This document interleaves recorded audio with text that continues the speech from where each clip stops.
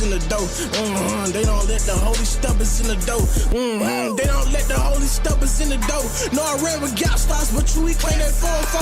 We ain't here to see our body truck, we trying to save a soul. Coming in this blood, but ain't no sweet, just like a wine roll. In the hood, I seen jackets hit paper, only 10 years old. They forgot, bless my mind, I could've went the same road. Trying to bring from Bible to the streets, we got the same grove. And you know my flow sick, but Zilla got the same code. I get the loading up my arms, get the clapping on the beat. And you God told me to slow down, get the fashion on the seat. A lot of people can't they real, but they just rapping on the beat. Pull up to the demon block like he just ordered Uber Eats. They don't let the holy stubbers in the dough. They don't let the holy stubbers in the dough. They don't let the holy stubbers in the dough. They don't let the holy stubbers in the dough.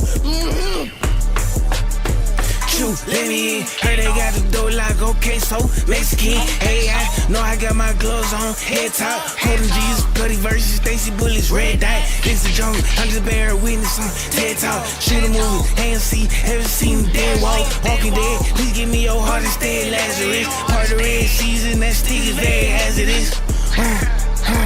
On my mama now, we may look alike, but we are not the same. I'm in there, holy stable, jump the holy water, yeah. I'ma swim, Michael Phelps, butterfly, breaststroke, dolphin.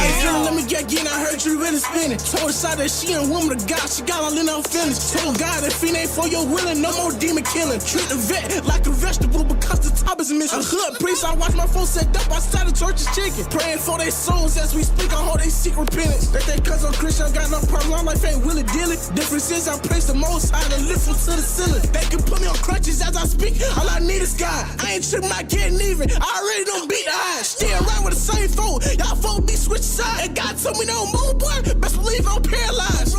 Two, they don't let the holy stubbers in the dough. They don't let the holy stubbers in the dough. They don't let the holy stubbers in the dough. They don't let the holy stubbers in the dough.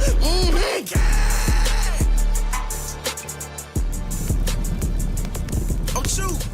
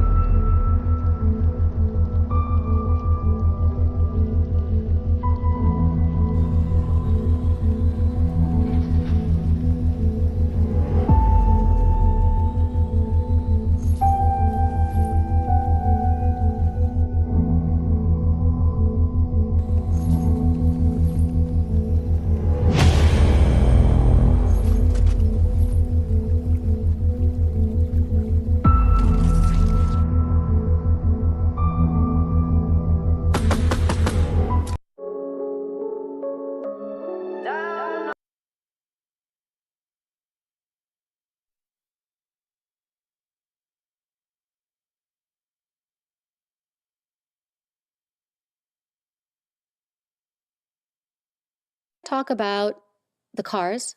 Okay, the way that the cars work in the security systems. Yeah, the weight, technical, mechanical things with the cars.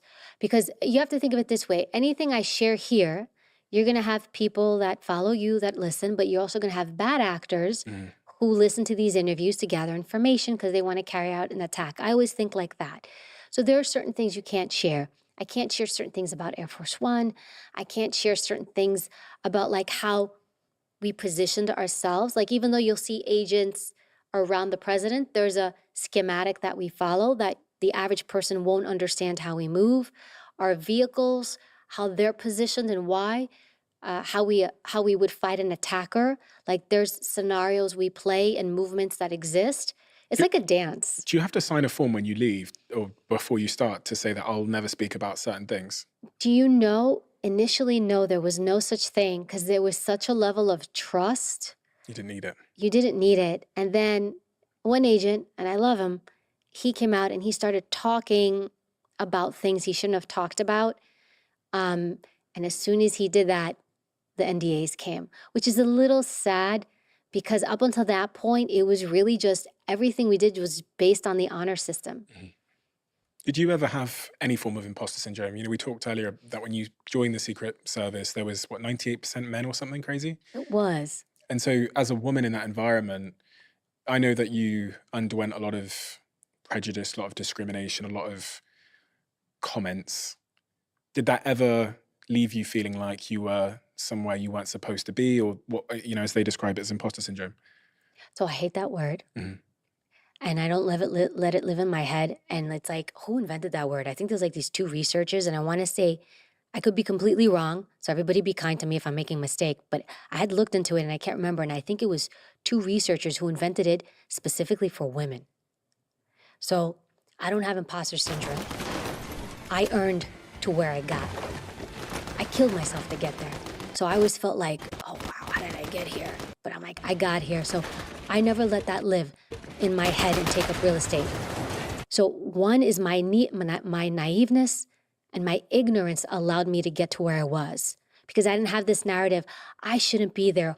By whose standard? That's one. The other thing is, I'm not going to dismiss and say that I did not endure difficult things. Of course I did. I was a woman. Yes, these things happened. I remember once I was at a briefing. I was brand new. We were at this one briefing. It's me and all these guys. And then there was a boss giving a briefing to everybody. He locked eye contact with everybody except me. He wouldn't look at me the whole briefing. After every and then I ended up having him for a boss for a lot of things. It's like I wasn't there. He'd look at everybody else. I knew intuitively, it's like, he feels weird looking at me because I'm a woman. Like, okay. I was like, I still deserve to be here.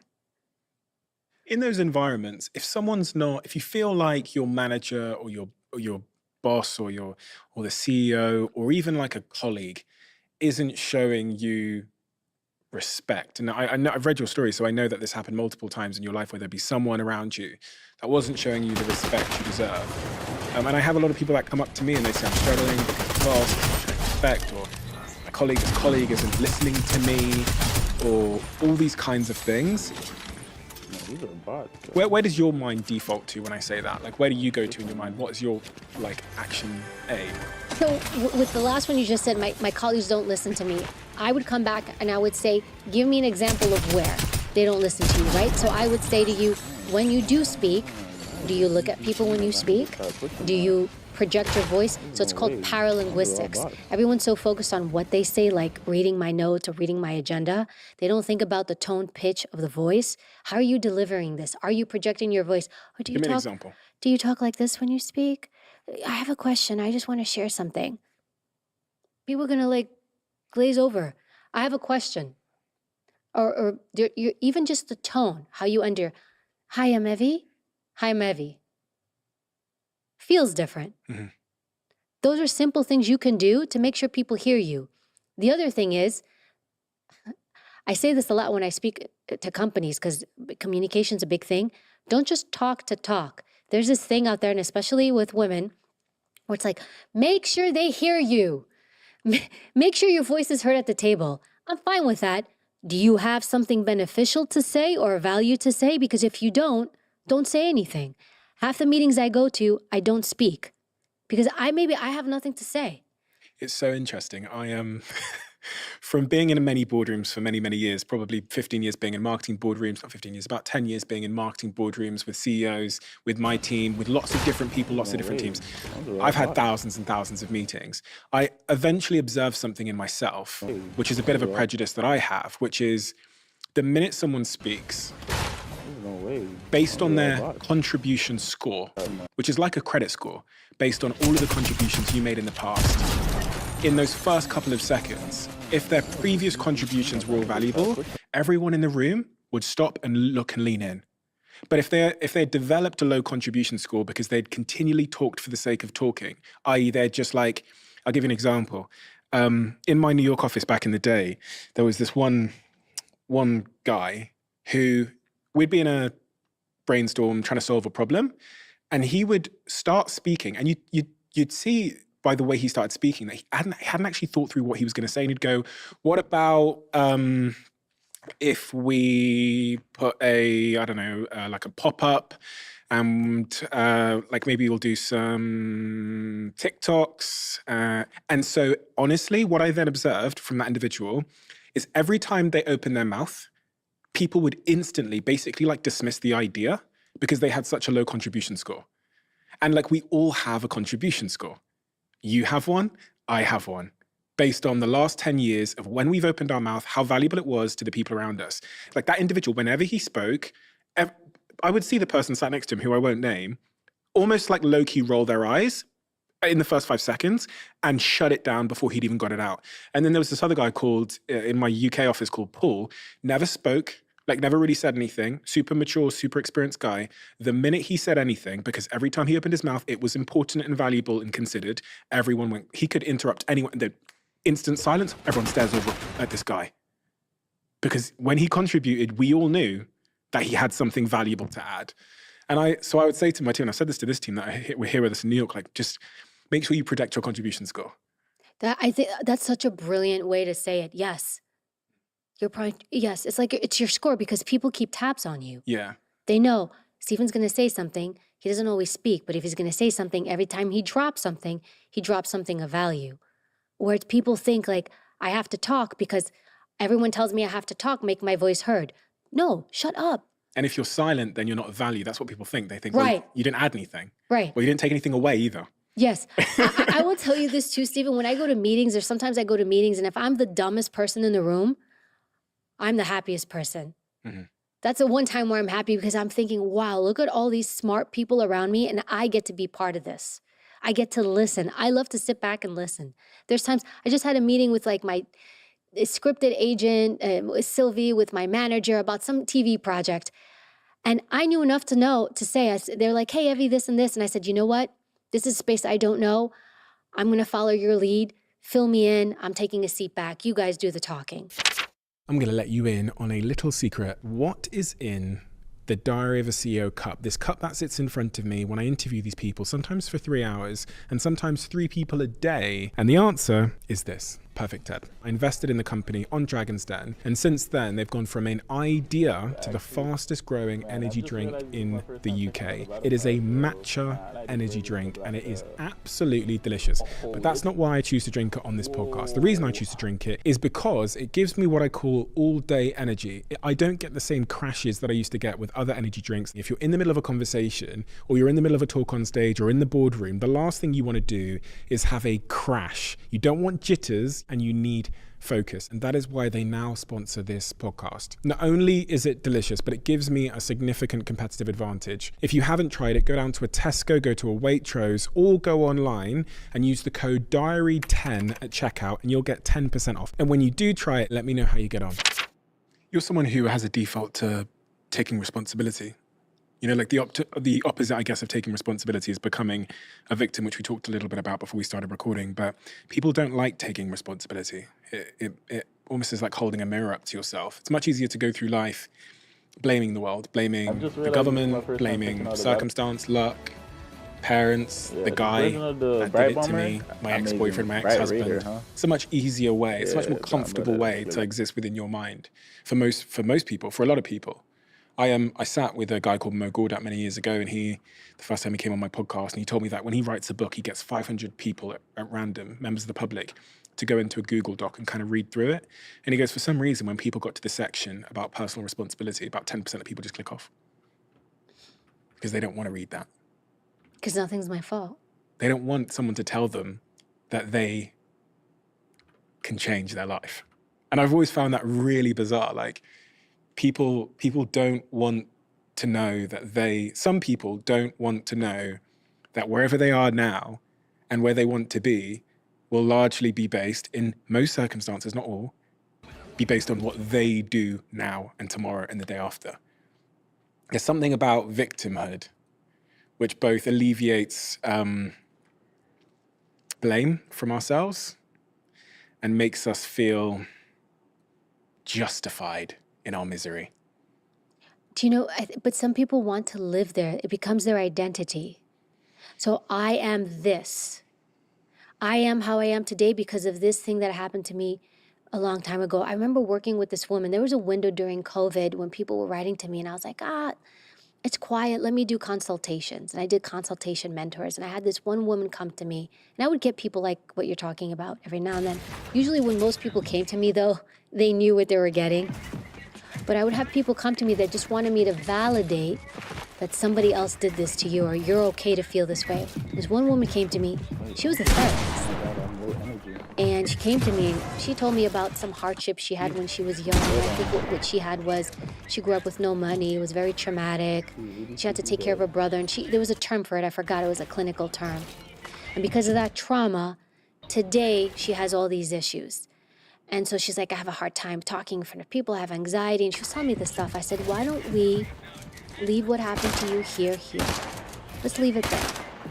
I said, and let's look at what we're doing, because you're telling me, Evie, I want to perform in life, but it's like you just bought yourself this brand new Porsche and you're like, this thing won't go past 50 or 60. Why?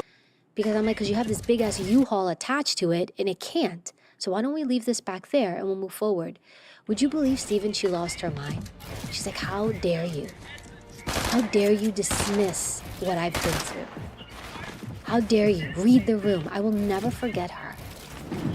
And the thing was, it was so part of who she was today. It was her, it defined her so much. She didn't want to leave it. The joke of the She just century. wanted to talk about it more. And so sometimes people Why doesn't will, she want to leave it behind, do you think? because it's her identity. It's who she is. It's like people who have been through something, an experience. I will give you another example. September 11th. So I was in the World Trade Center on September 11th. I survived. I was almost killed. I lost colleagues and friends. But I was also around other people who experienced what I experienced. And different people behave differently. And there were some people that would reach out to me. Remember this one guy, he was a medic. And he saw what I saw. He experienced what I experienced. And he just couldn't recover. And he would call me up. He's like, Evie, I'm struggling. And I tell him, I'm like, I think his name was Jerry. I'm like, Jerry, leave it. It's done. We're here. It's like where we go. And he couldn't. And all he did was talk about it. And the other thing he did is he went to therapy, a lot of it. And I was like, dude, I don't think you should be going to therapy about this. Stop talking about it. I was like, you're reliving it every time. Like therapy's supposed to, like, it's a Hippocratic oath, do no harm. Like therapy's supposed to help you move forward. But if I went to therapy every week and I talked about 9/11, I'd be a mess. I was like, leave it. Let it be where it is in the past. And like, what do you do with what we experienced? And how do we move forward? And how do we help other people? And that was a scenario where I was like, if you keep reliving this trauma, like you become it. And it was him. He left being a medic. He lost his marriage. He got a divorce. Like his whole life just fell apart. But do you know, he wanted to stay there. He didn't want to leave it. It defined who he was. I met another dude. I shouldn't say dude, but I met another man who I knew. He was an iron worker, nice guy. He does a lot of stuff around 9/11. But I remember once I interviewed him for a news thing. He didn't know anything about me. This was strictly news as a journalist after I left the Secret Service. It was a 9/11 piece we were doing. I didn't say anything because, of course, it's not about him. I remember putting his mics on. The joke of the century. A video thing with him. He had like 9/11 tattoos all over his arms. And like he had a 9/11 room. He's like, let me show you my room. And again, I said nothing. I remember thinking, I would never tattoo the towers on my arms. I was like, I can't. I'm like, what mental mindset are you going to be in? And he had a room with all his 9/11 stuff. I was like, I have a Valor Award. It's under my bed. My dad had took it, he hung it. Then when he passed away, I took it and I put it away again. It's under my bed. I think that these The things, joke of the century. there are certain types of people, Stephen, that they want to be tied to this. It's their story. And when they meet you, they're going to tell you about it. Oh, do you know what I've been through? I'm recovering from this. I'm surviving for this. You come across those folks because that's their identity. It's become who they are and they don't know how to let it go. And it's okay, but that's for them. It's not for me. The joke of the century. What is the harm then of not letting go of our trauma and embodying it and allowing it to become our identity? Like, what does it stop us from doing? Because I'm not a 9/11 survivor. I'm Evie. That's The something I joke of the experienced century. one day in my life. And you're going to tell me that one day defines who I am for the rest of my life? Fuck no. If it does, what's the harm? Who's Evie going to become? I'm gonna be a mess. I'm gonna be afraid to go in a high-rise building. I'm gonna be afraid to get onto a plane. 3 weeks after 9/11, I got on a plane. I was like, oh, no. This is not, kill fear while it's still small. This is not going to become a monster. I got my ass on a plane. I was like, I can't control everything in my life, but I can navigate the outcome of my life to some degree, not all. I'm not going to be at the mercy of the world. I can take ownership to some degree, Stephen, but I have to choose to want it. Not everybody wants it, but it's also, I have to, you and I, or whoever, has to have enough intelligence to see that when someone is like that, just leave them. They don't want you to fix their problems. They want to be there. Let them be there. However, if it's someone you're looking to hire or date or hang out with, now you decide, is this someone I want to be around because it is not good for me? Those are two different things. I want to come back to this 9/11 thing, but it reminded me of a conversation I had with someone recently where they were telling me about all the problems in their life and problems they were having with a particular job that they have. And I remember asking them, I was like, you chose that job, right? And you can leave. And they were so offended by the idea that they had a choice. Like, and they eventually they admitted to me that they could leave and they would be fine because they have enough money, and that they interviewed for that job and went for it. And they also could leave, but they weren't interested in choice. Like, I remember saying to them, like, this is a good friend of mine. I remember saying to them, like, why don't you want power in this situation? Like, why don't you want to be empowered? You're like, I could observe in them that they wanted to be disempowered. They wanted to be powerless. They wanted to be a victim of circumstance. They didn't want to have a conversation about choices and the decisions they could make. They were not interested. And Jesus Christ, like, what a way to live. What a way to live, to not want to, because objectively bad things happen to people. Traumas, they go through things which were nothing of their doing. They weren't to blame. But it doesn't mean, right, that we can't do something about it. There's very two different things. But you have to want it. Some people don't. So I think what you'll do is you'll be able to, people come to you and they'll say, Stephen, I need help or this and that. But you'll be able to see who genuinely really wants to move forward, or who just wants to just tell you about it. How would you be able to identify the difference? So people who are, it's called being identity. And I used this word before, but more in a clinical, not in a clinical, but more in the way that I've learned it through training and the research. I also have a master's in forensic psychology. When someone is identity, they use repeated, you'll hear them say I a lot. You can even see this in an email. People who are identity tend to be highly depressed, have a lot of anxiety. They're very self-focused. They're very emotional based. So you can spot these individuals. Now, look, we all visit identity land from time to time. Like, I may go through something difficult and have a moment in this identity space, but then I'm like, okay, I have to recover. But some people stay in this space. It's like their predominant disposition. So repeated use of I this, I that, I feel, I want, I went through, that's one red flag. The other thing is they're very emotional. You'll see there's links to depression. They're typically depressed, but they stay in this space. The other thing is people like this who complain a lot. Do you know that when you relive a trauma or you complain or you have drama, like you get those cortisol hits. You get also adrenaline hits. You get F3. It's your fight, flight, freeze response. We peak. And some people get addicted to that peak. I'm addicted to the trauma. I'm addicted to feeling that. It's like last week I was racing a car. I was at Porsche and I was racing cars for fun. And when you're in the car, you're in the present, right? I'm like, shh, look, trying not to hit the cones, doing whatever. I'm there. I'm in the moment. But like my adrenaline's going up. I'm peaking. I've got my F3s on fire. But I'm focused. I feel alive. So for some people, when they get into this state, when they relive this stuff and they have these spikes, or you see them very high conflict driven or high drama driven, they get these spikes. And it's when they feel in the moment, they feel alive, and you become addicted to it. It also becomes a habit. I was thinking then about this idea of identity, and what identity also sometimes seems to give people is it gives them a community, and it gives them a sense of belonging, and it gives them purpose, which we're all searching for. Like if I'm a insert trauma, then I instantly have a community of people that, will make me feel like I belong. And then that is something I don't want to give up. If I give up my trauma, I end up giving up my sense of purpose, my community, who I belong to, the way the world understands me. And that's, I guess, another reason why it can be so sticky. Like our traumas can be so sticky because we build our whole, like our social circle around them. We go to events about it. We're in little social media groups about it. But I think today, trauma has become like a badge of honor now. In fact, you hear people talking and it's like a competition about who has more trauma. Is it not that? I have more trauma than you. No, I've had it harder than you. Like it's a competition of who's had it the hardest. And it's become like this thing now that we put on a pedestal. I think it's just the new way to draw attention to ourselves and to make ourselves relevant. It's like ego and status. It is ego. It is status.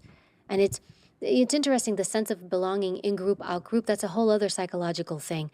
If I'm in a group, then I feel like I belong somewhere. It's like how, I'm taking it back to crime, gangs, or why people join terrorist organizations. They join it because they want to be part of something.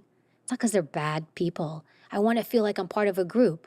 And so this makes me feel relevant, which is fine, but to a degree, you also have to have your sovereignty as a person. We want to be part of something because we don't want to be out there and alone out there. But you don't have to be alone out there, but we hitch ourselves to these narratives, and now my identity is I'm a survivor of this. I am someone who's experienced this. It's like, no, those are things that happened to me, but they are not who I am. I'm an evolving thing. I called my book Becoming Bulletproof because I am always becoming. I'm becoming more. I'm evolving. During the day, it's your boy Ty. We get right into this shit, bro.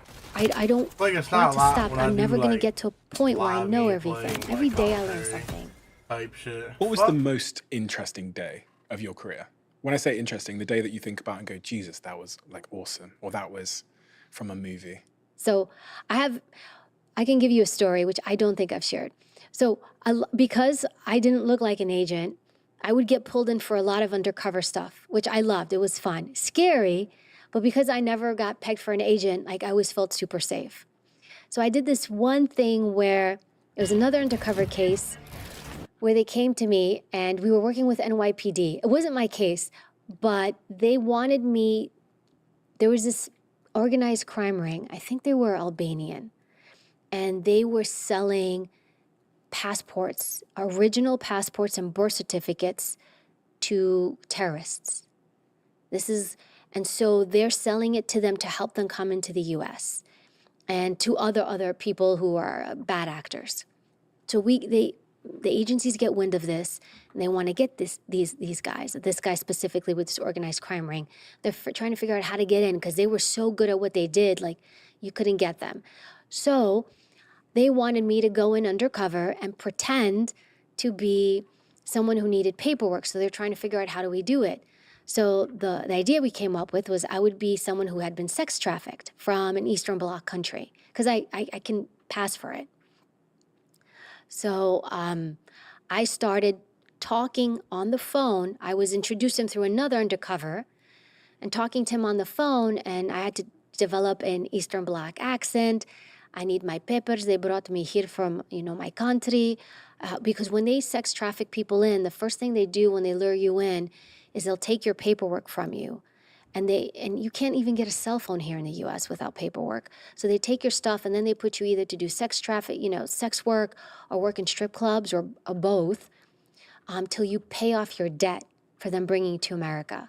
So I pretended to be one of those. So under that premise, I have no paperwork, so I can't get an apartment, I can't get anything. I'm at the mercy of these traffickers, which until I pay my dues, which you never do, by the way. They keep you locked in. And then they make them afraid, and they tell them if you say anything, they're going to deport you back, which actually is not true. However, so I take on this role. I start talking to this guy. I need papers. Please, they take my papers. How much for new papers? How do you learn this accent? Did you just go online? I studied acting, and then plus my parents are immigrants. I grew up in New York and Queens, so I just picked them up. But I practice it, and I had to be good because if you're not good, you get a bullet to the head when you meet this guy. So you have to live in reality because my life is also on the line. And so I have these phone calls with him. He agrees, okay, I'll meet with you. So my first meeting is passport photos. I had to go get passport photos. I go meet him, and I remember when I met him, I think he did construction, was the outside. The choke of the century.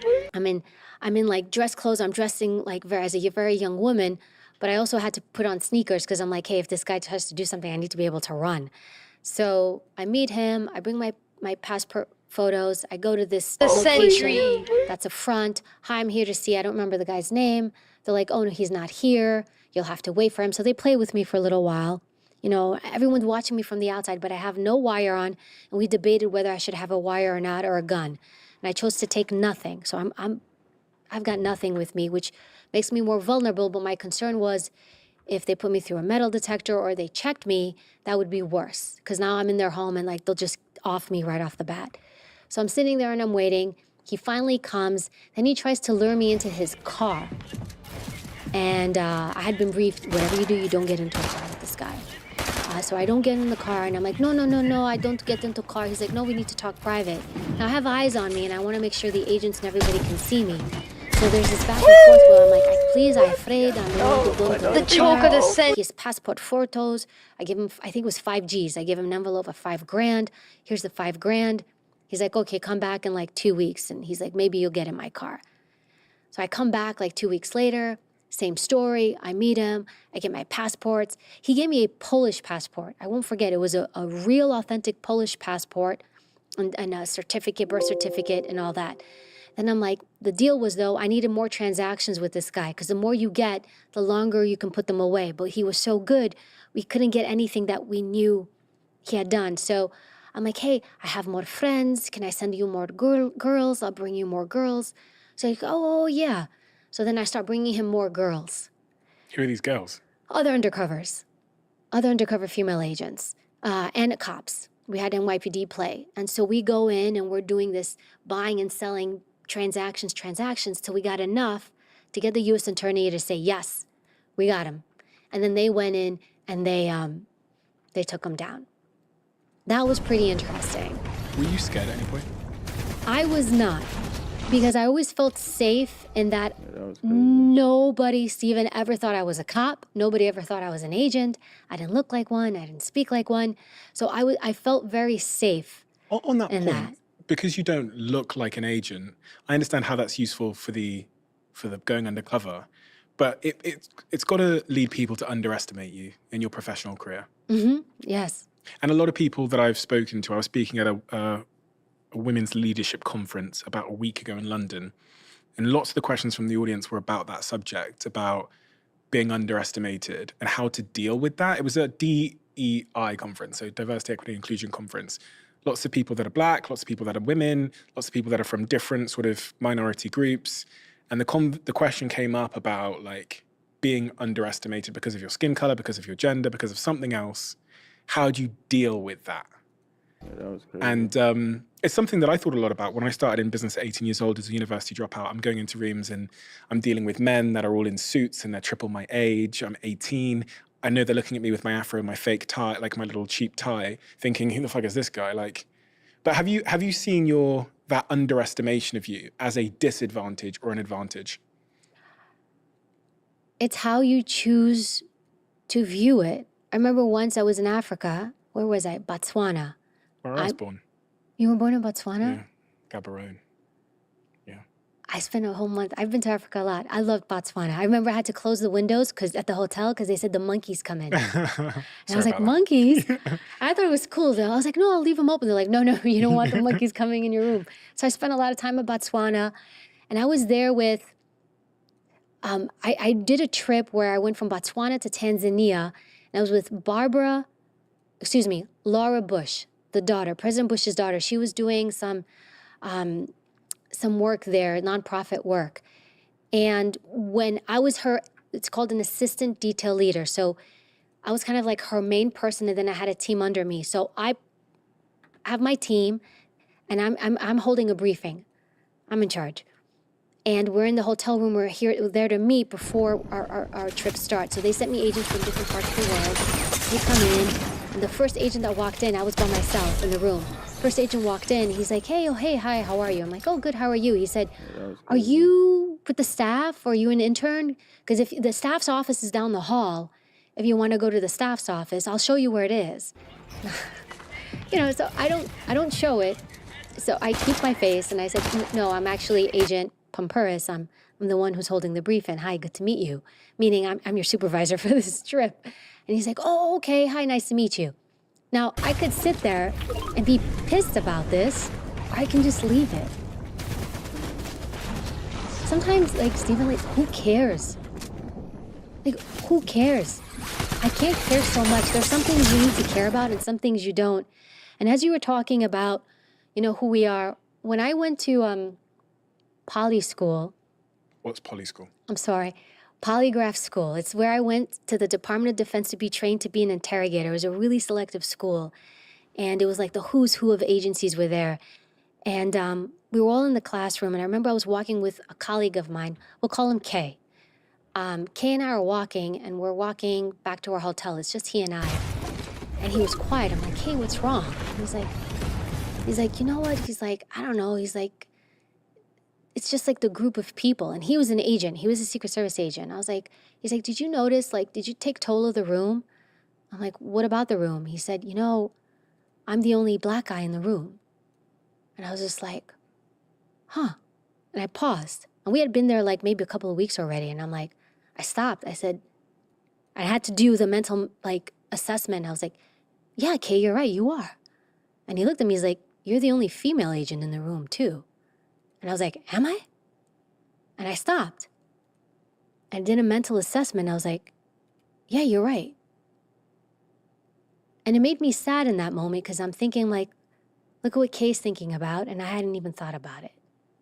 And what ended up happening is like, I would invite him out. I'm like, hey, come on, we're going with the guys. He's like, but they don't invite me. I'm like, dude, you don't need a special invite. They don't invite me either. We just go. And because he built this narrative in his head, because he thought, because he was different or I was different, we weren't wanted. Like, makes you show up different, doesn't it? You show up different. And he was such a great guy, such a competent guy. And I would actually sit there. I'm like, Kay, I'm like, nobody's thinking like that. And there was a group of guys that were with us that were Secret Service guys. And I was like, I am telling you, these guys are not thinking about, you're black, I'm a woman. Like, I don't think they give a shit. And he's like, I don't know. He's like, I don't want to just show up. I'm like, I do. I ask them every day, what are we having for dinner? I don't want to eat alone. And I would have to go knock on his door. And I remember it came to a point, he's like, I want them to invite me. And I had to go to the guys. I'm like, can you guys do me a solid? Can you invite Kay? Because he thinks I'm inviting him, and I guess it's not enough to have the woman invite you. I was like, can you invite him? Because he feels like you guys don't want him. And they looked at me like, what? I was like, just go knock on his door, tell him we're having dinner tonight. But he had set himself up mentally in such a space, and he lived there. And I was like, man, I can't live here. It's interesting because it begs the question sometimes, what's doing more harm? The discrimination or the belief that you're being discriminated against? Sometimes it's, I'm black, you're a woman. I often wondered this in my early career. I had a really adverse reaction one day when I saw this grant that they did. I was 18, 19 years old, had no money. And I saw that they were doing this grant for young black entrepreneurs. And there was something about it which just irked me. I don't know why. I've never really understood why, but I wanted to be considered on my merits, not my skin color. So when I saw that they were giving out these grants to young black kids, you would think I'd go, oh, amazing, give me the money. But in my head, I was like, I hate that. I hate that because it's a reminder that it's like them thinking, and I know this is a super complex thing, right? For me, it was like they think I'm not good enough, so they have to give me a foot up. I know it's deeper and it's more systemic, but I've always tried to stay away from that, especially when I learned about labeling theory, which you see play out in kids in school when they get like an F on an exam. The implicit sort of message to themselves is that like, I am an F. And when you overlay that with this thing I was reading about called stereotype threat, where they like remind a woman before a math exam, they ask her to put her like gender on the math exam and then she performs worse. Or they remind a black person about their race by asking them to tick a box with their race in, and then those people perform worse on the exam because we're reminded of our identity, and all of the identity stuff that you talked about, we then perform worse. I've always tried to make sure that I don't ever believe that my race is a reason not to show up and give everything I am in every situation. And I can see how for some people, anything that someone might discriminate you for can also cause harm if you start to believe it, you start to embody it, you start to look for it. Yes. and you let it become real in your mind. This is not to say that objectively discrimination and prejudice isn't real. I've always been well aware that it's real. But as you said earlier, I'm also of the mind that it's not my problem in that moment to try and change someone. Yes, and I get what you're saying. Labeling theory, we use it in criminal justice too. When you label somebody a criminal or an offender, and you put that label on them, they are more likely to reoffend again, because you're just reminding me that I'm just a bad person. So if that's what I am, that's what I'm going to think like. And I will tell you, every time somebody asks me, like, what was it like being a female special agent? I always get like a teeny tiny pang. And I want to be like, how many dudes do you sit in this chair and ask them, what was it like being an agent? Why do I get that? I was an agent. I earned it. I earned it like everybody. And I also had to perform like everybody. And yes, it implies like, and you hear it sometimes, or sometimes like maybe you'll read like, I'll see an interview of mine and you'll see token hire or female, you know, however they word it. Like, you could tell she was a female hire. And you just want to be like, I'm not going to give the finger because we're being PG here, even though we've cursed a few times. But I just want to flip the bird. It's like, dude, like, you don't know what I went through to be that. Don't give me a handout. I want an opportunity, fine. But I'm going to own it. And even in training, they had, you know, and I have talked about this before, in training, like I found out they had male standards and female standards for performance. Oh yeah, military too. There's different schools on this. So according to this, I don't have to run as fast as the guy, according to these standards. According to these standards, I don't have to do as many pull-ups or push-ups. I didn't know this when I got hired. I find out later because some agents in training made sure that I knew, hey, just so you know, you got special treatment to get here. I'm thinking, what are you talking about? They're like, well, the standards that we have to meet and that you have to meet are not the same. Clearly, I'm not happy about this. I find out, I get the male standards, and I'm like, I felt horrible. I remember when they told me this, I went to my room that night and I felt horrible about it. And I'm thinking, there's a part of me that's like, fuck these guys. How dare you talk to me like that? I have just as much a right to be here as you. And then there's the other part of me that's like, well, they're right. So I was like, I'm going to have to perform like they do. And so I just started, Steven, like working out like a maniac. And I was like, I don't want to hear anything from anybody. And I worked out and I worked out and I worked out morning and night. So I was like, I'm going to be at their level. I'm going to score what they score. But I will also tell you, because there were a couple of girls in my class, like maybe another one or two, I can't remember. They didn't care. They were fine with the female standards. So I've seen both. I'm not judging them. I chose my own path. But I've also seen it where I'm just speaking from the female standard, where a woman was okay, who is an agent, not being able to do a pull-up. And I'm thinking like, that's no good either. It's complex, isn't it? Because when we have these conversations, it always sounds like we're saying that prejudice and discrimination aren't very real things. But what we're saying is we're like not going to make them our problem. It's not my identity. Yeah. It's your problem. If that's part of you, that's, you know, and I'm not going to commit my very limited energy to fixing everybody I meet. It's like, Jesus Christ, I've got enough stuff to be thinking about than fixing everybody and correcting everybody, which some people fall into the trap of that. They go around their lives trying to fix the world and you can't get much done. How tiring is that? How exhausting is that? And how mentally draining, and how even just emotionally, like what does that do to your soul that you're trying to fix that? Who are you fighting? I guess that's, who are you fighting? I'm not gonna, maybe if you're sovereign in here and you know, I feel like you show people, I know those things exist. I know it. My parents were immigrants. My dad, like he would always peg for Middle Eastern, and and even though he was Greek and he had a really heavy accent, I saw how people treated him, even as a man, but like seeing him like Middle Eastern, dark tone, heavy accent. Like my brother and I, we'd go through like security at the airport. He's like, we always knew he was going to get pulled. He's like, who's going, you or me? And it would hurt my heart to see how he was treated. But you can't sit and fight everybody. Like I'm not, the space you take up in the world is just, and your time here, man, it's just so finite. Fight who you need to fight if you have to fight. But like you have a choice. And I'm just too busy. And like you, I have things to do. And I can't sit and waste my time on every buffoon that comes my way that's thinking and seeing me through a certain lens. not my problem. Sometimes it is my problem, and if it's my performance. So like with the scenario I gave you before, I get that. I get what they were saying. Fair enough. I'm not qualifying at the standards you are. I'm going to do it, but I don't want to hear shit from anybody once I do it. But even then, Steven, I still heard shit. And that's when you know you're the problem. I'm not the problem. At some point, you have to be able to like write it off. It's interesting because you did a little gesture then, which was kind of, it looked like you were making a little bubble around yourself. And that bubble is, in the way that I perceived it, was like, I'm going to just protect this space here. Because thinking about the border agent that like pulls you into the back room for 4 hours, which happens to me quite a lot for a variety of different reasons. There was actually an article about it like a couple of months back that I'd been pulled into this like back room at Heathrow Airport over and over and over and over again. In the moments when I fight that situation, I do so much harm to my own energy. I'm like letting resentment in. And it's so tempting because it objectively probably is prejudice or some kind of like injustice, but I have to be conscious, as you always talk about, like of that energy exchange. It's almost impossible to like do a one-way transfer of energy. It's always like a two-way transfer. I think you can. Like, I feel like it's your mental armor, like that bubble. Mm-hmm. Like you can bubble wrap yourself. You can look at somebody and be like, all right, I know what I got. I don't have time because I'm busy. Said yo. What do you need to ask me? Are we done? Okay.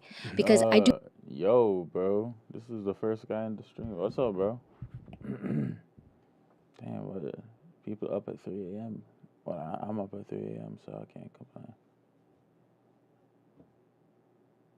I agree with you. Sometimes if you fight it, their perception is going to be, and I'm telling you because I'm former law enforcement, they're thinking, oh, why is he escalating? Oh, why is he this? Why does he have a problem? But from your standpoint, sure. Are they picking you for a specific reason?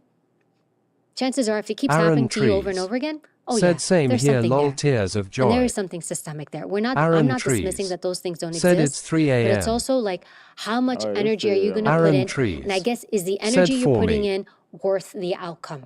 That's all. Becoming bulletproof. Yeah, bro. Life lessons from a Secret Service agent. The quote on the front from Roger Alton at the Daily Mail is part memoir, part hugely entertaining self-help manual for these I might as well start streaming when I'm watching videos. Protect yourself, read people, influence situations, and live fiercely. Become bulletproof. The paperback edition of this book is now available everywhere, and I think anybody that's listened to this conversation should have enough evidence as to why they need to read this book, because it's a really, really accessible, important book that's full of incredible, actionable advice that we can translate to the boardroom, to our relationships, to our lives more broadly, to enable us to become who we want to become. We have a closing tradition on this podcast where the last guest leaves a question for the next guest, not knowing who they're going to be leaving it for. And the question that has been left for you, do you have any reactions? The diary of a CEO is, you can send them into the Discord. What about your body health have you struggled with the most, and what did you do to fix it or improve it? After I gave birth, because it was my body went through so much trauma, I had to leave it alone and let it heal. Oh, you know what else I did when I was pregnant? Because I worked out my whole life. The entire time I was pregnant, I didn't work out. So I guess listen to your body and give it what it needs. It'll tell you.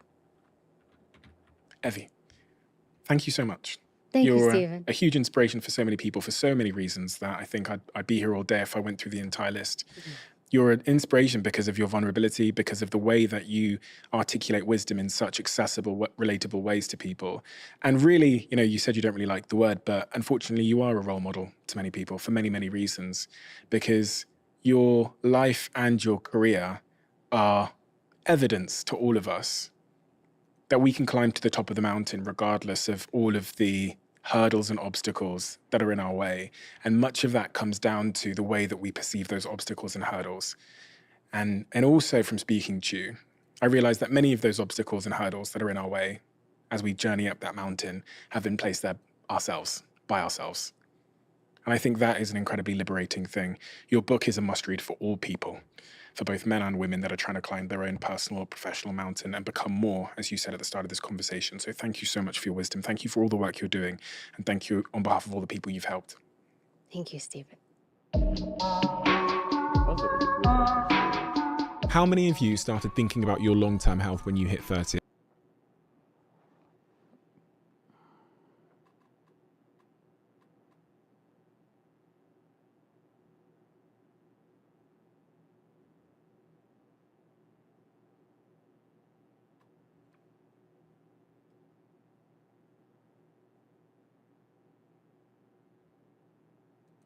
It's official. Aaron We are Trees already halfway said, through alright, 2024, it's on and I know it Discord. feels like... You sent it in Discord? Let me check. Oh. Damn.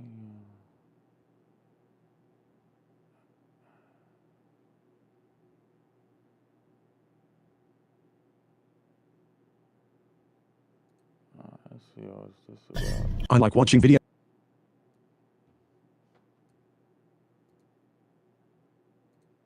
of white man shaking their wheelies. I don't know. Bro, what? What is this video, bro? Hey, hold on. What?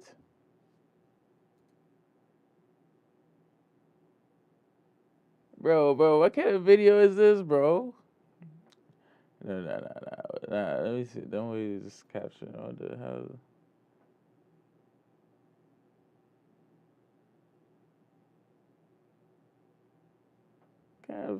Why did you post that video, bro? That video is crazy. Why? But when I see a white man shaking his wheels, it just makes my mouth drool, and then I start playing with his wheelies as Aaron well. Trees Sometimes said, lol, tears of joy. Wait, oh god, wheels. Yo, this dude is... Nah, bro, that's crazy. when I look at myself in the mirror, I sometimes hallucinate and see 4 big guys in my couch. It puts a smile on my face. Wait, I wish what? I can become one with a white man shaking his wheels too aggressively. Please understand what I'm going through and support me in my journey. I like watching videos of white man Yo, bro. That's pretty funny. That's pretty funny, yo.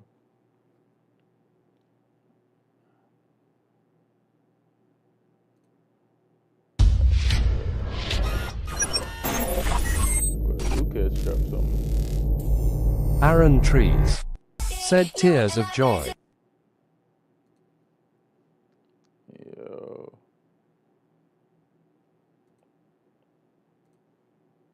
Maybe for you guys it's different, but for me this year has gone by so quick. But nonetheless, the question you have to ask yourself is, what have you accomplished so far? Have you made any progress towards the goals that you set for yourself at the beginning of the year? Do you even remember them? Here's the cold hard truth. If you can't point out at least 3 concrete actions you've taken to accomplish your goals in 2024, I'm sorry to tell you, but you've most likely wasted the first 6 months of the year. You're already halfway through and making 2024 another year where nothing changes for you. So if you're fine with 2024 being another year wasted in your life, well then I mean you can just close off this video right now. Said it's You're like aware a of the replica of consequences the it Black already, Man meme and, video. that's your decision to make.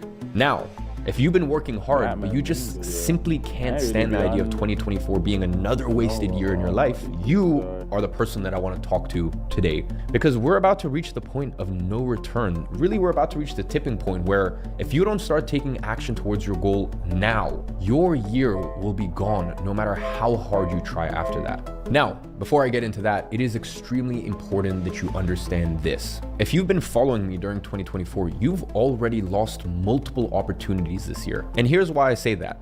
At the beginning of the year, I ran an event called Time's Up, where I taught you exactly how to use your phone to start making money with the attention economy. We have had 16-year-olds getting to $2,000 a week just by applying what they learned from that free event. And did you take action on that? No. Then, last month, I released 7 masterclasses, free masterclasses, straight out of my $1,195 program, teaching you step-by-step on how to start an agency from zero with less than $100. And just with that content alone, we had thousands of people messaging me saying that they started their agencies and they got their first paying clients. Did you take action on that? No. And then finally, at the end of last month, I opened up a huge opportunity for a small group of people to join that program and work closely with me and my team. And we've already had dozens of people making $2,000, $3,000, $5,000, $10,000 a month already inside the program. Did you take action on that? Said no. linked my page. So the bottom line is this. It could have been you on one of these screenshots. Getting... Oh, is it risky? Yeah, what's so risky, man? What's people do? What y'all doing up at this time, bro? I know I'm up, but I'm not expecting everybody else to be up, you know what I'm saying?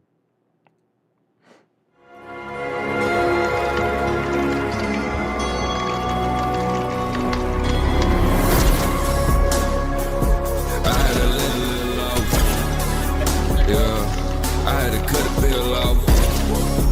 Yeah, but if we be real though. Risky. Set him up all night long. haven't been up to I said it jump in the gun, yeah, like I do it for fun. Yeah, like you do it for real. But now you're not on the vibe, so you never can come. Decided it's better we run, decided it's where we run. We do it for us. Now I'll fuck with one of them at all, won't fuck with you at all. Now I won't pick up the calls, I don't like it all. I can't want to see you fall. I get more chasing the highs, I know I can never get back, so I'm always on low.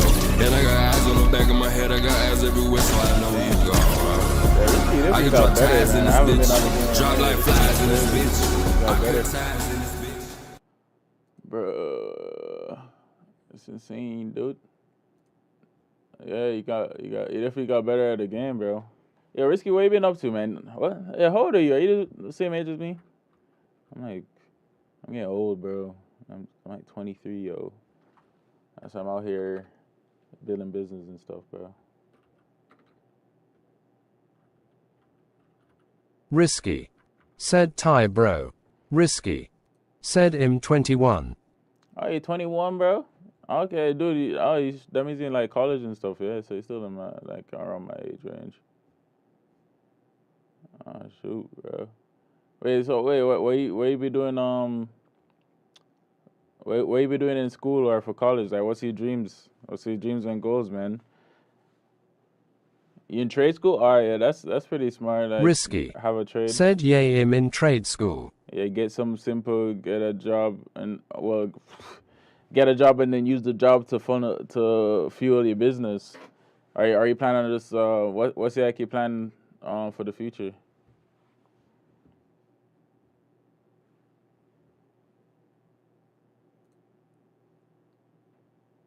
Yeah, but I didn't know you're my age, bro. Yeah, we gotta talk business sometime, man. I'm looking for, well, I might have a opportunity for some folks, so we gotta see. Cause right now I'm trying to scale up my e-commerce score. So if you're interested in building an online business, I might have an opportunity for you.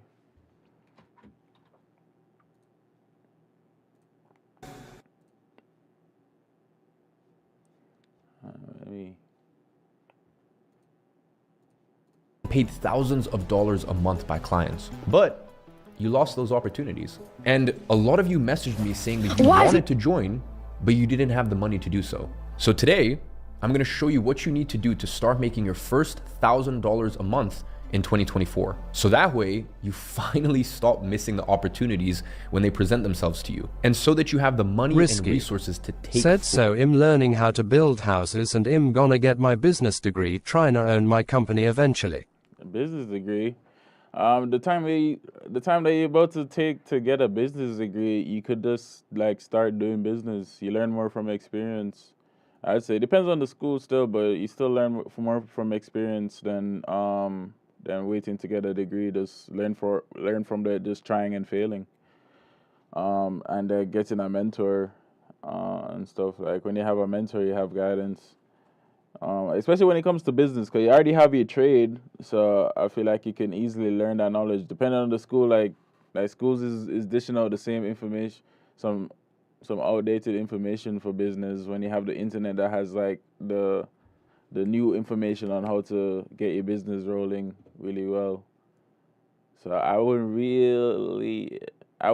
if it's gonna take a while to get a business degree, I wouldn't like waste time doing that. I would just like try to just learn and get in the business world and actually start like doing stuff to make your business. But if you're trying to get your own company, but I don't know, so yeah, we gotta have a conversation on Discord sometime whenever you have time.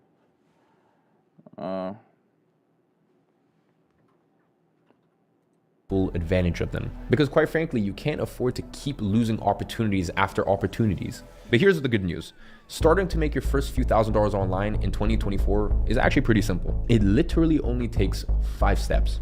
And in today's video, I'm going to give you a step-by-step bulletproof plan to do that. And it all starts Said where you step from? 1, which is action-based. Me, where I'm from, well, I grew up in Jamaica, and now I'm up in the States for college. Goals. Here's the deal. You have to stop setting result-oriented goals, because these types of goals, more often than not, hurt more than they help.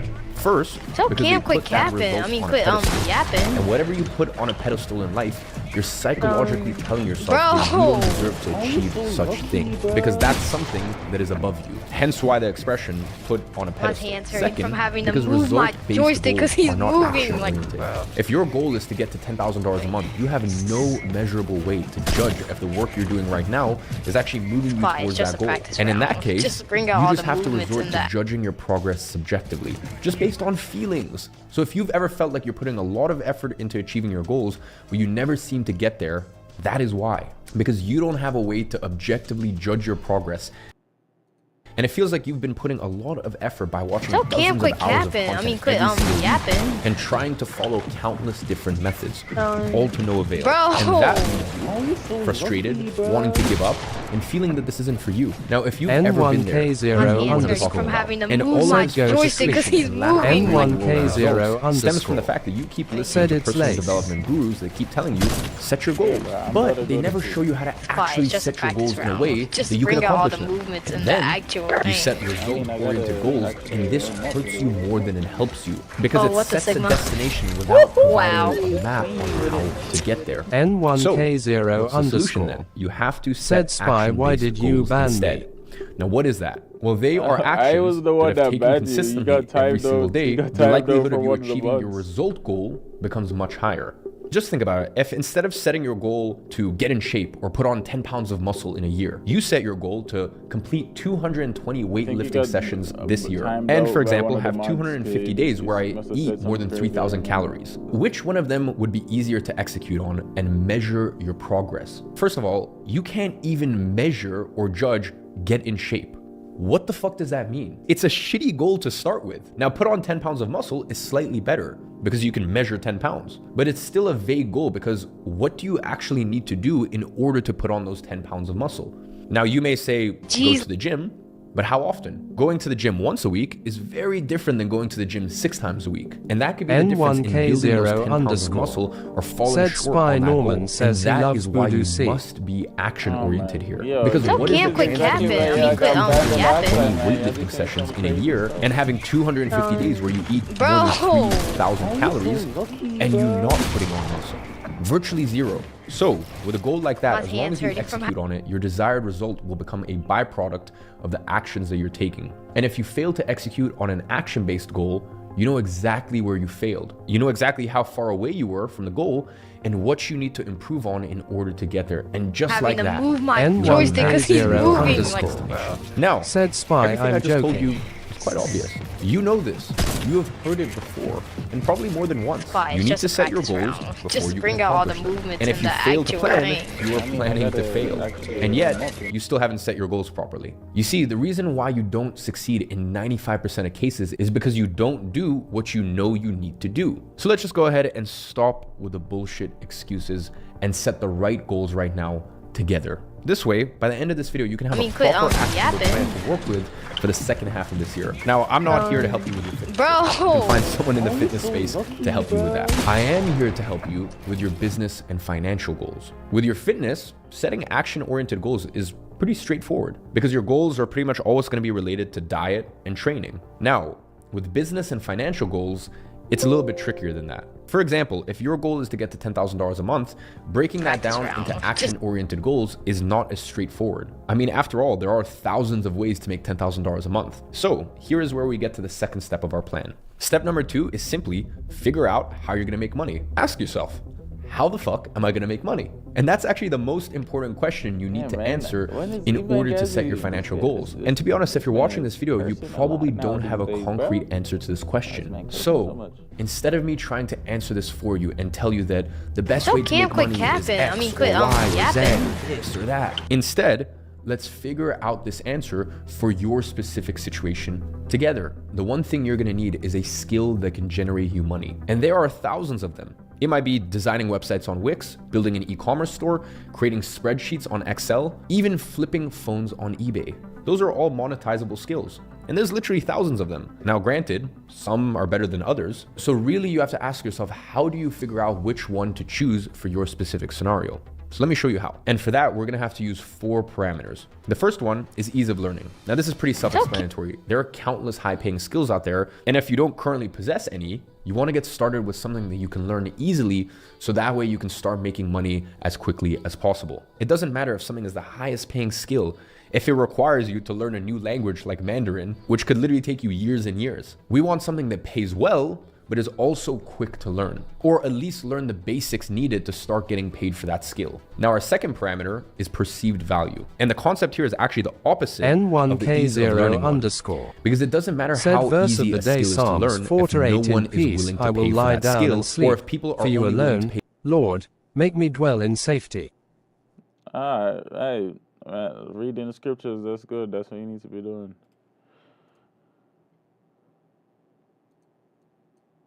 That's what you need to be doing, man. The word of God. I need to actually dive deep into, I need to start studying the word. I need to get on a routine. That's my problem. I need a routine. I'm too all over the place. There's so many things, and I know there's a streamlined routine that can get through every single thing. There's enough time in the day to get through everything I want to get through. N1K0_ said, yes, I gotta get better with God.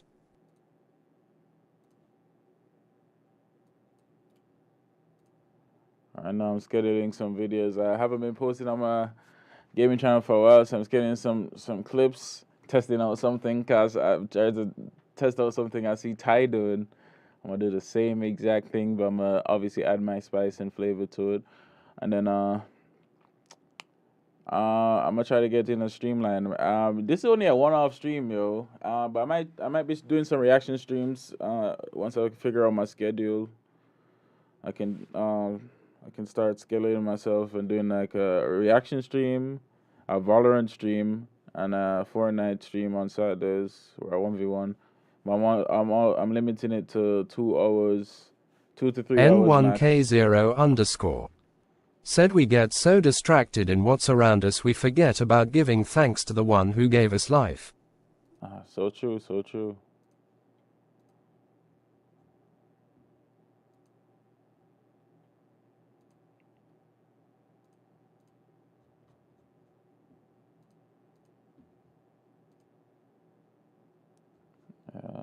Scheduling videos. Let's go put a little bit more effort into scheduling. Wait, did I really just leave this whole thing open?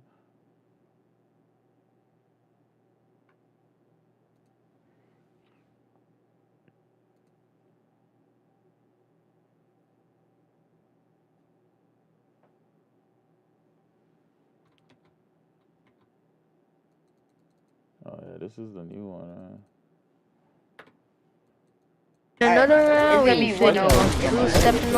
N1K0_ said, alright Spy, I gotta go ill, see you next stream. Alright, see, yeah, probably my next stream is probably gonna be Saturday and stuff. We'll see. I might stream later on today, but more likely not, because I have some business stuff to do. Yeah,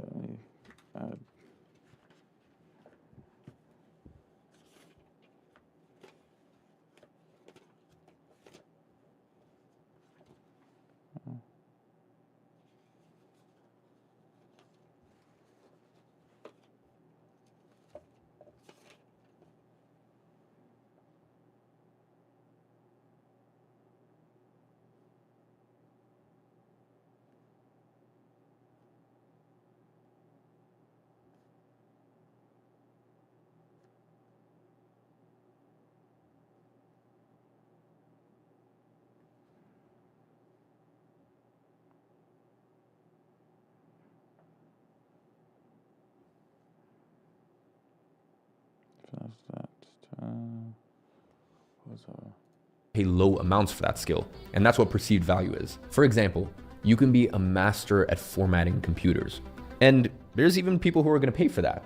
The problem is, no one is going to pay top dollar for that. It doesn't create virtually any value for the client, so they're only going to pay low amounts for that. On the other hand, let's say you are a tax advisor who figured out a loophole that allows big companies to save 8 figures a year in taxes. In that case, your perceived value to those clients is extremely high. And as a result, you can easily justify a 7-figure fee for your services. Basically, the higher the perceived value of a skill, the more you get paid for it. And what we want is to find the best balance between ease of learning and perceived value, where a skill pays you well, but it's also easy to learn. Then our third parameter is barrier of entry. Now this is important because some skills will require you to acquire certain tools or make an initial investment that increases the barrier of entry. And if you are a beginner, that is something you want to avoid like the plague. The lower the barrier of entry, the better. The less you have to invest, the higher the likelihood of you not burning through your savings. And finally, our last parameter is personality fit. And this is actually the most important parameter that everyone overlooks. It doesn't matter if a skill has the highest perceived value or is the easiest to learn or has a low barrier of entry, but it is completely opposite to your personality type. If that's the case, you're going to fail with it. And that's why you keep failing with methods that seem to work for everyone else, because it simply doesn't match your personality type. For example, let's say that you can't stand being too long in front of a computer and you love interacting with people. Well, if I tell you that coding is the best skill for you to learn, you're gonna fail because it simply doesn't match your personality type. Now, on the other hand, if you struggle with socializing and you prefer to work on logical and analytical tasks, me sitting here and telling you that sales is the best skill for you to learn would be horrible advice. And that's why every time someone gives you a one-size-fits-all solution, you kind of need to take it with a grain of salt. The most important thing you need to understand here is you have to choose something that plays to your strengths rather than your weaknesses. So let's figure out what the ideal skill is for you using these 4 parameters. If you Google top 7 high income skills for 2024, here are the top results that you're gonna get. UX designer, copywriter, coding, sales, SEO, e-commerce, and blockchain. Now, what I want to do is using the parameters that we discussed, let's fill out this table together. Now, starting with UX design, this is a skill that takes a bit of time to learn. Now, I will say that today it's a lot easier than it was a few years ago due to all of the drag and drop page builders like Wix, Squarespace, Webflow, but it still takes time to get used to with design principles because it's not something that comes naturally to us. So I call it a medium difficulty. Now, the same goes for perceived value.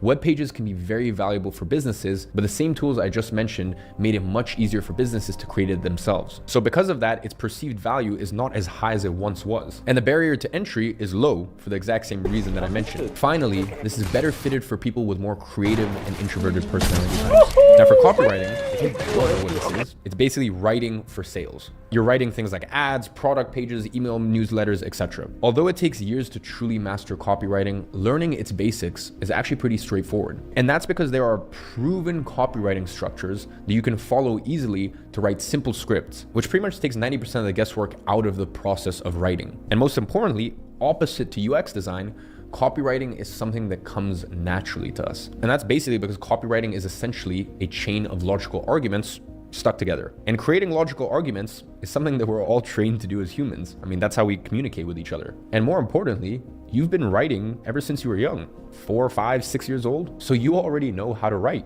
All you need to do is learn how to use words in the right order. And that's why we follow the proven structures when we're first getting started. And that's especially true if you used to suck at writing in school. And that is because copywriting is the complete opposite to writing a classical essay. In an essay, you need to sound fancy and complex, but when you're writing copy, you want to sound as simple as possible, and you need to use a 5th grader level of writing. Plus, these days, it's just super easy to correct any grammatical issues or errors with tools like Grammarly. Now, for perceived value, it's probably one of the highest perceived value skills. And that's because it's a skill that directly generates sales. Said, why do you go on the island and touch me inappropriately and touch my booty every day? That's not Sigma Spy. I mog you and you have nothing in me cause I'm the alpha. What? Yo, Norman, bro. Why you always come in here and say some weird stuff, bro? Like, come on, dude. Make the bot reading out all that crazy stuff, bro. The more they sell. A simple copywriter can double, triple, or even 10x the size of a business on his own. The barrier of entry is very low. All you need is a computer and internet access. And when it comes to personality type, most people think this is a creative role.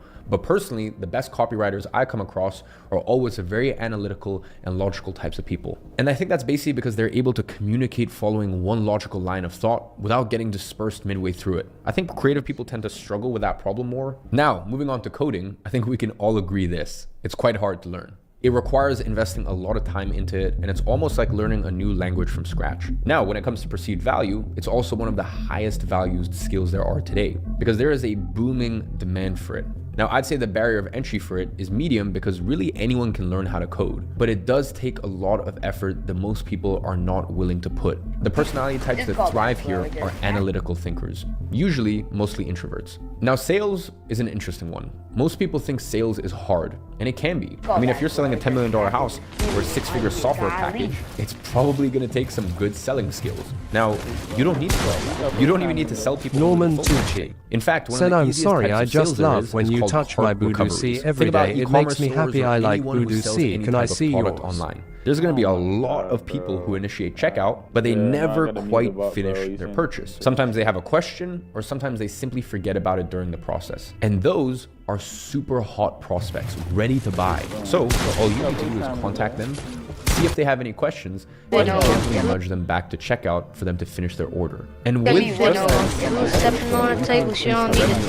business by 30 to 50%. I mean, it's actually insane. And all of this can be done through messages, by the way. And how hard do you think it is to write a few simple messages and answer a couple questions from someone who's already interested in buying? It's about as complex as the work of a cashier. Literally anyone who can send messages can do it. And the great thing is, its perceived value is very high. For the exact same reason as copywriting, you can attribute a direct return for this activity, and it generates the business revenue that would have been lost otherwise. So, it is now this is the type of skill I'm referring to when I say balance high perceived value and ease to learn. Now the barrier to entry for this is about as low as it gets. You need a smartphone and an internet connection. And when it comes to personality fit, this works well both for extroverted and introverted personalities. Because although you're talking to someone, you're doing it mostly through messages, so it's fine. The only personality that may struggle with this is the ones who need more of a creative type of work and don't enjoy repetitive tasks. Now, moving on to SEO, this is basically writing articles and blog posts to rank on Google for specific keywords. And the level of writing that you need for that is quite low. And also, most of it can be outsourced to AI nowadays, so learning it is pretty easy. Now, the problem is the perceived value for it is quite low. I mean, it's quite similar to what happens with UX design. It used to be high, but since the launch of tools that made it possible for pretty much anyone to do it themselves, its perceived value went up considerably. I mean, it's basic supply and demand. Now, on the other hand, the barrier of entry for it is quite low as well. Now, for personality types, it's an interesting one. If you're too analytical, you're probably not going to like it because it's too simple and you're going to be writing the same type of articles saying pretty much the same thing over and over. And you're probably going to get bored because you're going to feel like you are underutilizing your true capabilities. Now, if you feel like you are a highly above average capable person, I would recommend you going for copywriting instead. It's going to pay off way better than SEO. And funnily enough, it's the same thing if you're too creative, because you won't have too much room for creativity here since you're just going to stick to very few specific topics for each article. Now, e-com is another interesting skill, and up until 18 months ago, I'd consider this one pretty difficult to learn. Now, building an e-commerce store is easy. Shopify made that easy many, many years ago. The difficult part is getting sales to your store, because before you need to invest in paid traffic and influencers, which is very hard to make work profitably when you're first getting started. But around a year and a half ago, a new way of doing e-commerce started popping up, and that is through viral TikTok products. Because with it, all you need to do really is to create a TikTok account and post a bunch of videos that are already edited by someone else until a few of them start to pop off. And with that, you can get enough traffic to sell a few hundred or even thousands of units every month. And literally anyone is capable of posting videos on TikTok. The only thing you need to learn is how to find the right viral videos and products, which I'm going to talk about in just a few minutes. Now, when it comes to perceived value, it's high, because when you master this skill, you become capable of scaling e-commerce stores to 6 and even 7 figures without having to spend a dime on marketing, which is one of the most in-demand skills today. And the barrier of entry for it is quite low as well. You just need a phone to post from and a TikTok account. And when it comes to personality type, I'd say it works both well for extroverted people and introverted people.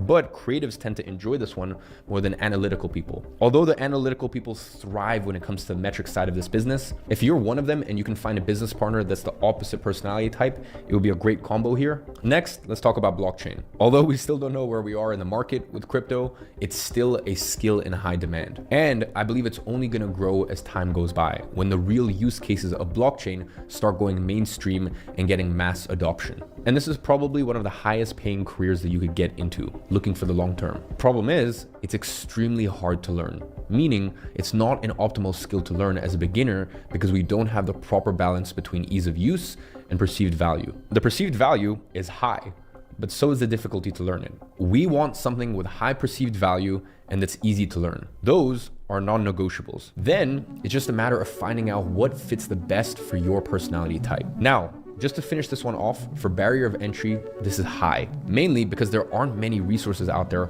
on how to learn this. So you have to be able to figure out a lot of things on your own. Now for personality type, this is as analytical of a skill set as it gets. All right, now that we finished that, step 3 is pick your skill.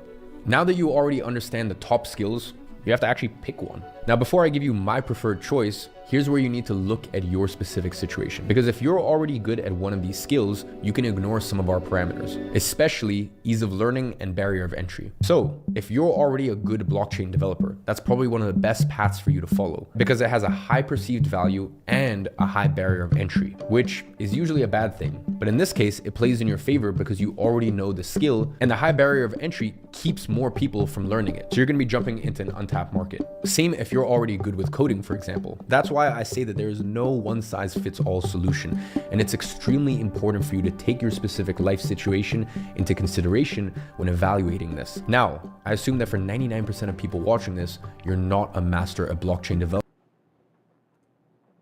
Anyway, alright, so I'm gonna play one match of Valorant and go to bed. Bear in mind, I haven't played Valorant in ages. Oh man, I gotta sign in.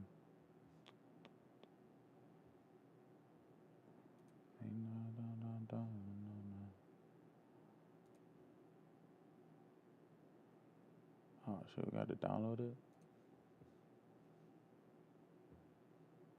Development or coding. So in that case, you do need something that's easy to learn because you need to learn this skill from scratch. And the faster you can learn, the faster you'll start making money. So let's take another look at the table we just built together. It's very clear that there are a few winners, and they are copywriting, sales, and e-commerce, because all of these 3 skills have an ideal balance between ease of learning, high perceived value, as well as a low barrier of entry. And really, you can kind of just pick any of them and you'll be able to succeed. You just need to choose the one that better fits your specific personality. And for that, only you will know the right answer. So pick one now. No need to overthink it. Just go with whatever your gut feeling tells you to go with. Because honestly, you can succeed with any of them. Now, step number 4 is define success and set your action-oriented goals. Now that you have picked the skill that you're gonna use to make money, you need to ask yourself, what do you need to do in order to succeed with it? Here, we're gonna define what success looks like with the skill and what we need to do in order to get there. So that this way, we can put together an action-oriented goal that you're going to use as your North Star for the next 6 months in order to achieve your desired result by the end of 2024. So let's start with copywriting. For copywriting, you basically need to write copy for clients. And there's actually a hack to start writing copy for clients that you don't even have, all while learning at the same time. I call it the learn as you earn method. And I actually first learned that from Luis, my own CMO and former copywriter for my own agency. And here's how it works. The best way to learn how to write copy is by actually writing copy. Crazy, I know, who would have thought? Now, who are you gonna write copy to if you don't have any clients when you're first starting out? And here's what you're gonna do. You're gonna pick 10 to 20 businesses or brands that you would love to work with, and then you just write copy for them as if they're already your clients. We can just refer to them as mock clients. It can be any type of copy, emails, ads, landing pages, whatever you want. Just take one copywriting framework and use it to write copy for them. Write it as if they're an actual client of yours, paying you to write for them. You can write 3, 5, 10 pieces of copy for each, however many you want, really. And then, as you write those pieces of copy for each one of those 10 to 20 mock clients, you're gonna be acquiring real world copy experience because you're actually doing it in practice. You are writing copy, and that's how you learn it in the first place. And now you may ask, okay, but how do I actually get paid for doing this? And that's the genius part of this method. What you do is you take these pieces of copy that you've written and you select the best ones for each business, and you simply send those copies to them. And all you need to do is just say something simple along the lines of, hey, I love the work that you guys do. I've recently started taking on a few copywriting projects, and to practice, I decided to write you a few emails for your brand. So I thought, why not send them to you, since I already wrote them anyway? Feel free to send them to your email list or use them on your ads if you like. And this is where the magic's gonna happen. What will happen is as you do this, first, you're gonna get better and better at it, And second, you're gonna start getting positive responses from these messages because you are doing something for them without expecting anything in return. And some of them will like your copy and want to get more of them from you. And then you simply offer to write for them on a retainer. And it's that simple. And with that, you're essentially killing 2 birds with 1 stone. You're practicing your craft while reaching out to potential clients. So with that, you can say that the amount of paying clients you get is directly related to the amount of copy that you write and send to these mock clients, which means that for this skill, your action-oriented goal should be something along the lines of write X pieces of copy for mock clients. So let's just go ahead and put a real number here. If we're talking about the next 6 months, you can comfortably write 1,000 pieces of copy. That's 5 pieces of copy a day. If you really dedicate yourself to this, do you think you can write 5 simple emails a day? Because we both know that you can. And what's the likelihood of you sending your work to 500, 700, or even 1,000 different businesses, all written using the same proven frameworks I'm gonna give you in a minute, and not a single one of those businesses wants to work with you? It's virtually impossible. So if you set your action-oriented goal to write 1,000 pieces of copy for mock clients by the end of 2024, the odds of you being at $2,000, $5,000, or even $10,000 a month by the end of the year are actually realistic. And that is the power of setting the right action-oriented goal. Now, before I show you how you're actually gonna come up with a plan to execute on that goal, so that way you can actually achieve it by the end of 2024, let me quickly show you what your goals should look like in case you chose sales or e-commerce. For sales, it's pretty much the same.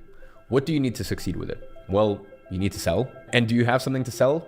Probably not. So what you need to do is find someone that does and offer to sell it for them. And the best way to do that is to find a few people who sell online. It could be stores, it can be coaches who have a course or a high ticket program. Honestly, anyone that sells anything online. And then you contact them and tell them that you're gonna reach out to every single person that started the checkout process on their stores or on their course. And you're gonna have a chat with them to see if they had any questions or what was the reason that they didn't buy, and then answer those questions and get them to finish the checkout process. And you're gonna offer to do that completely free. All they need to do is just pay you a commission on whatever amount that you recover. This is a no-brainer offer because you're helping them recover lost revenue, and there's literally 0 risk for them because they only pay for the sales that you recover, which would be sales that they wouldn't have gotten otherwise. And you can easily make a few $1,000s a month simply by doing that. So with that, you can say that the amount of money that you make is directly related to the number of cart abandonment messages that you send. So in this case, your action-oriented goal should be something along the lines of send 10,000 cart abandonment messages by the end of 2024. Now, let's say from those 10,000 messages, you manage to get 5% of them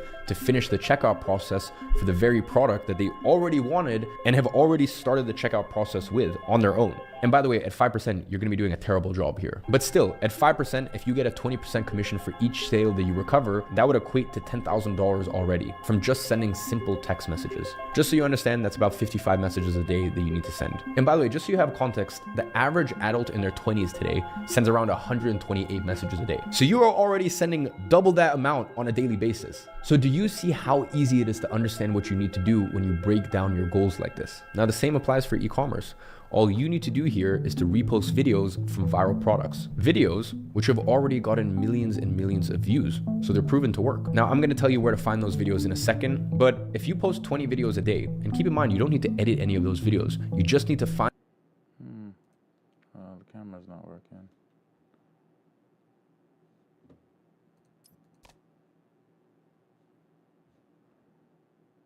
Okay, interesting. I might just end stream, go to bed, but actually I really just want to try one match of Valorant though. I haven't played this in a while.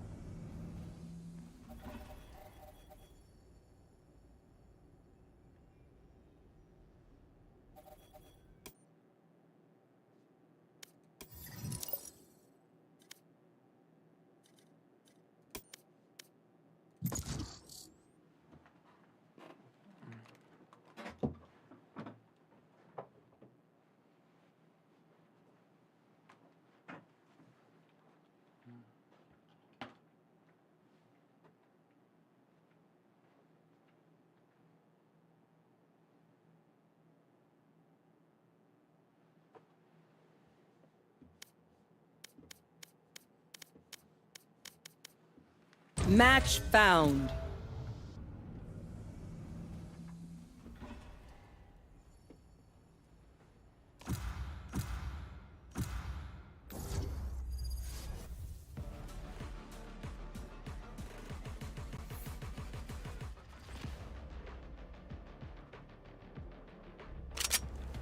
Deathmatch. Warm up.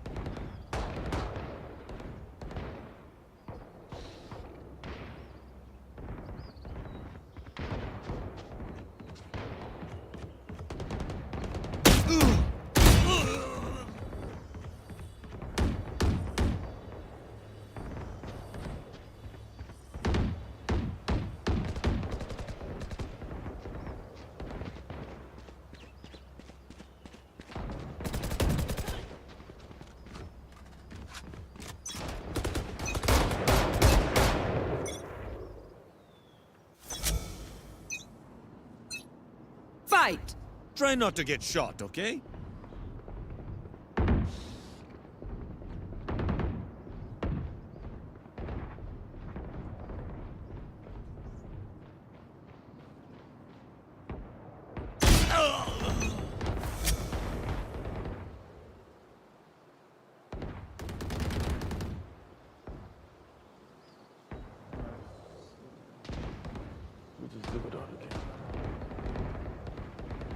We'll just have to do it without the camera for now. I'm just...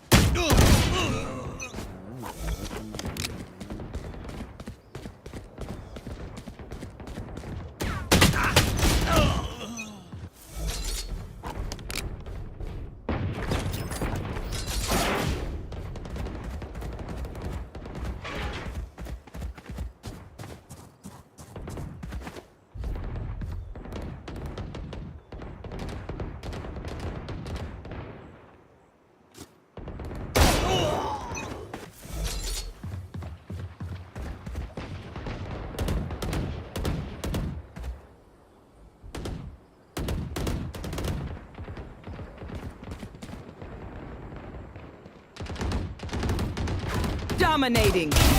Commendable.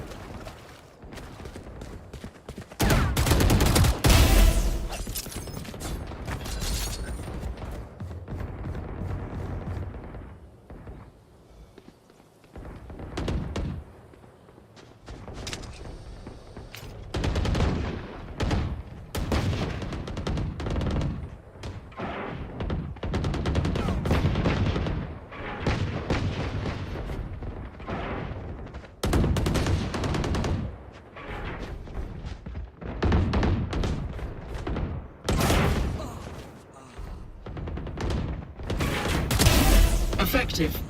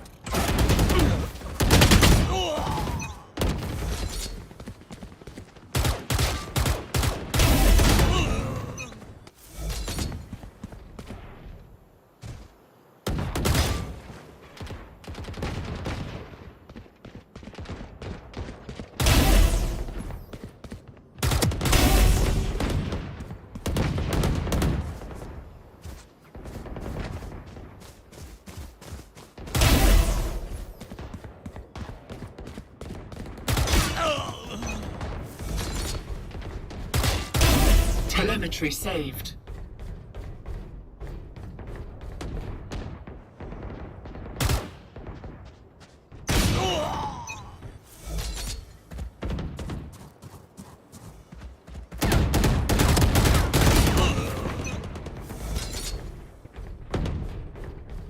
Ten kills remaining.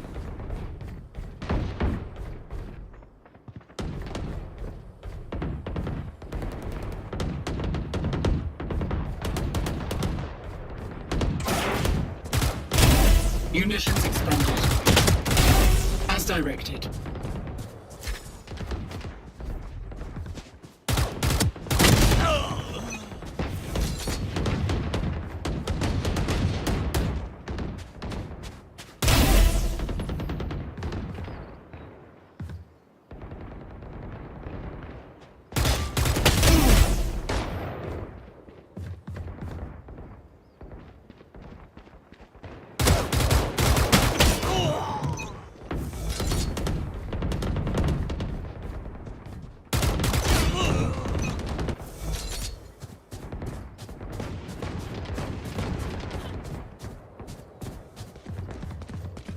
Five kills remaining.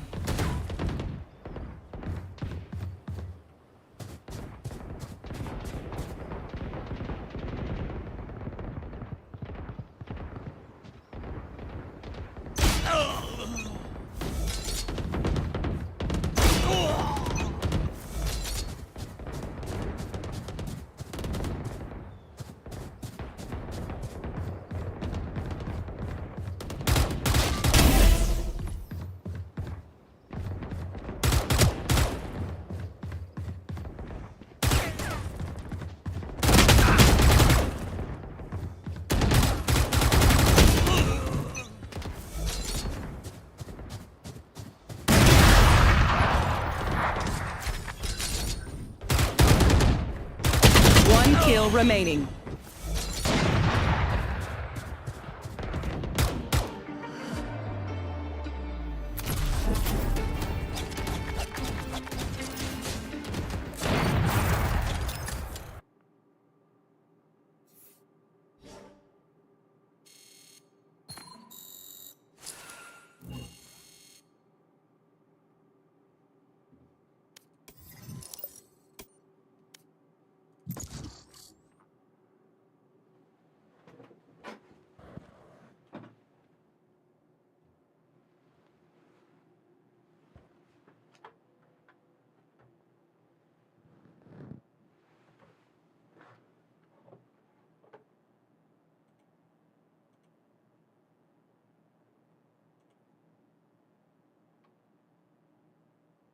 Match found.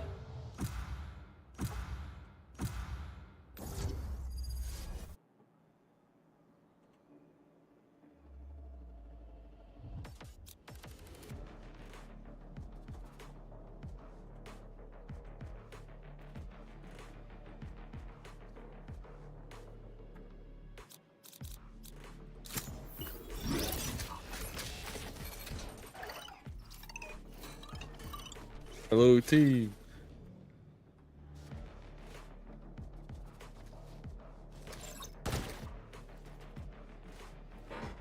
Why does nobody ever want to talk to us? I know, I just want to be friends with people, but nobody wants to be my friend. Will you be my friend? I've already sorted everything. Yo, what's up, bro? Oh, yeah. I haven't been on this game in a minute, yo, so... It's all good, bro. We're finna run it down. You sound mad faded on Jesus. Oh, bro, I've been up too long, bro. I've been up way too long, bro. Yeah, smoking on that Zypack twin. Nah, man, it's 4 a.m. out here, bro. Yeah, me too. Damn. I'm just filled with life and energy. Time's really just a broken concept. Yeah, I need to get back on some Valorant still. Alright, well, GG's, I guess, man. Good luck in your next queue. Good luck too, man.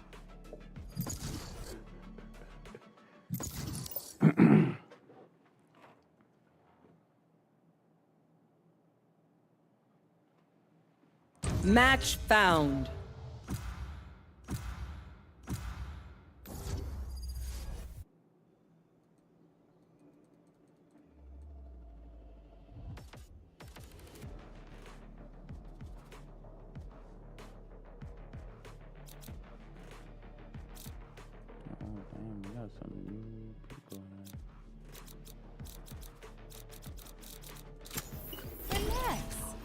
already sorted everything.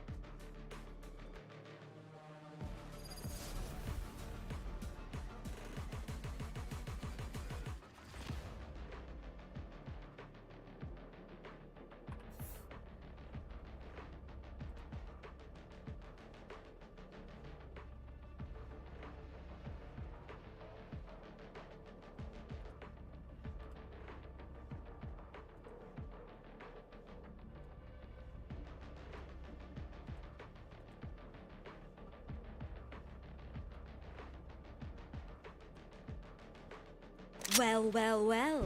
They brought along my arch nemesis, Sage. Just kidding. We're like standard nemesises.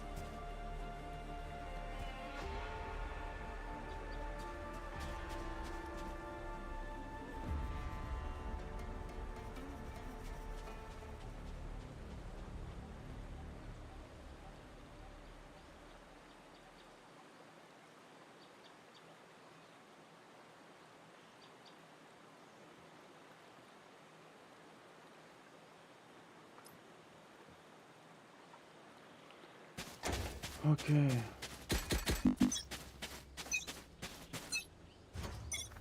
Dropping smokes. It's been a while, so... Turn out.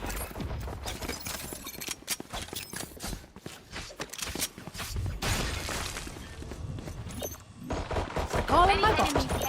Alarm bot out. Reloading. Barrier created. Can't use that yet. Viper and Sage 26. Placing swarm grenade. Swarm grenade. Fade's right in front of you.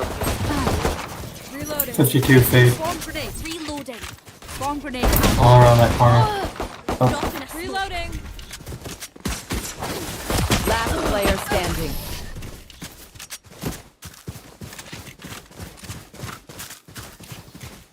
Everyone note down So they're the gonna go observations, really then aggressive, let's run where it you're again. not gonna go aggressive. Let them play that.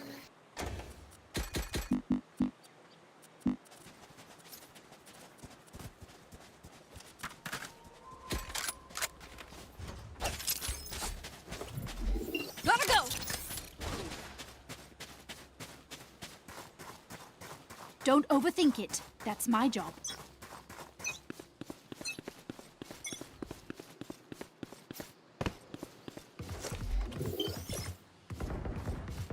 Many enemies, eh?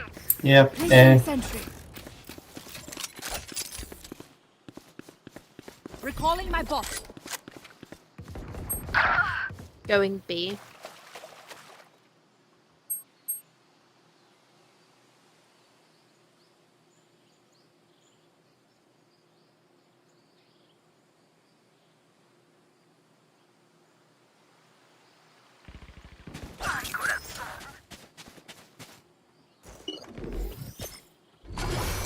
Viper on ASAP. Kill. Enemy A. Enemy spotted A.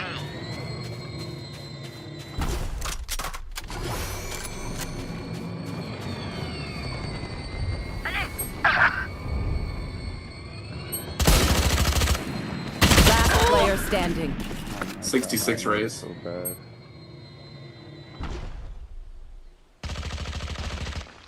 She's going through to B. 30 seconds left.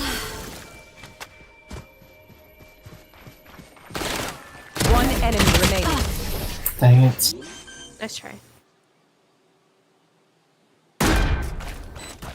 Oh, this reminds me of this one time where I Problem with that though is that they're gonna look at that wall again over and over and over. And I can't use it again.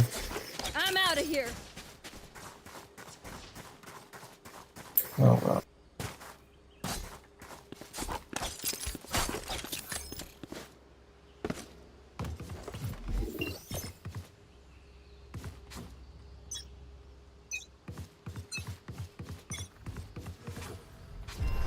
Turret out.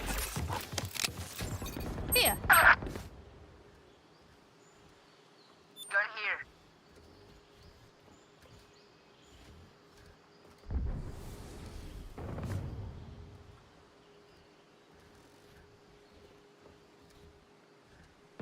Hush.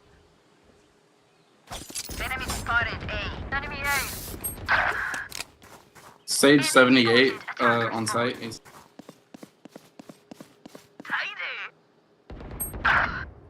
Bot both on A. Spike planted.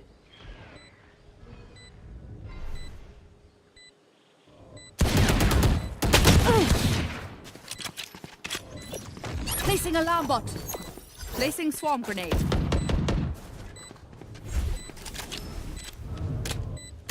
Last player standing. One enemy remaining. Good try.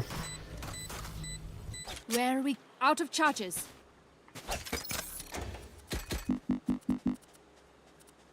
Gotta go. Can someone get this?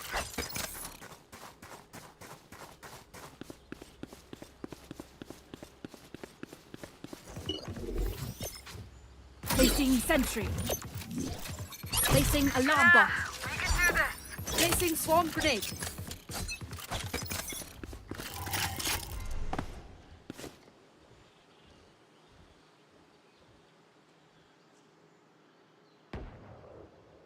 Enemy spotted A.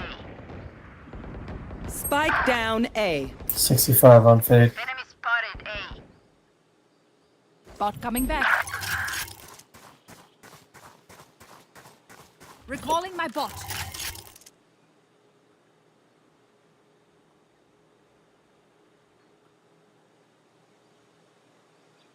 Enemy spotted. Attacker spawn.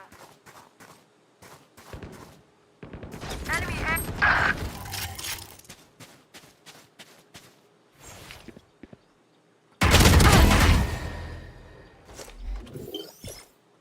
Spike spotted A.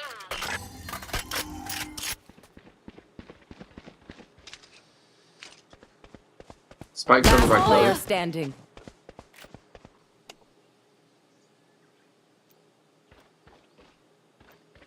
Why does this game have to be so intense? One enemy remaining.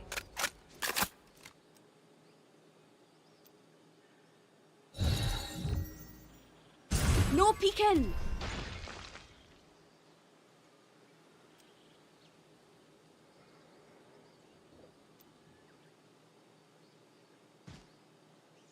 Ten seconds left.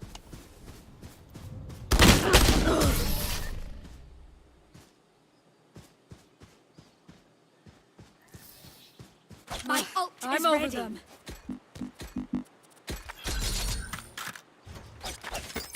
Go, go, go. Let's turn this around. They keep going, Go, go, they go. keep going A, but somebody check. Imagine they finally go to C. I've been accessing up on C this entire time. Let's go. Turret out. My ult's not ready.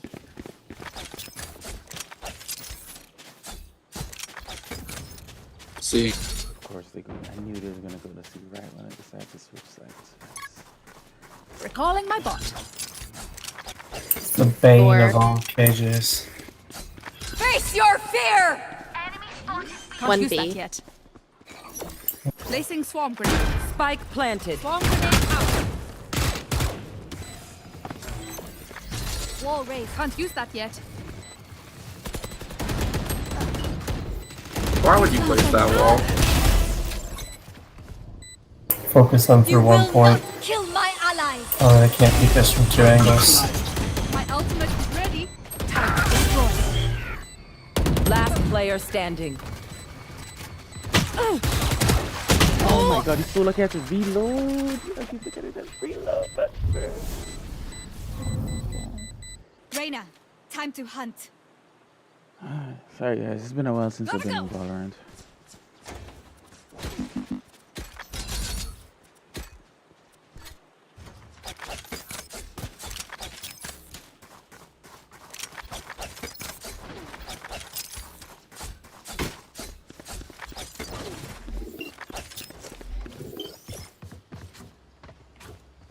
Turret out.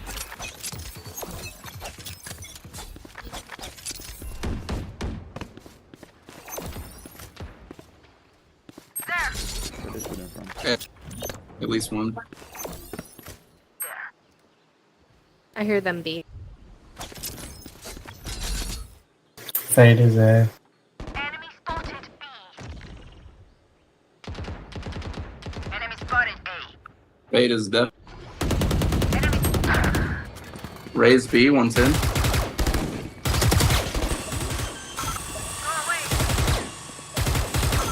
Spike planted.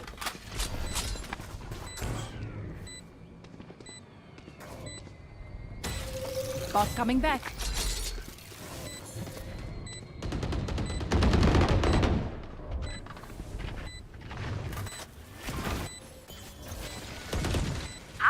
Bye. One enemy Sage remaining. killed.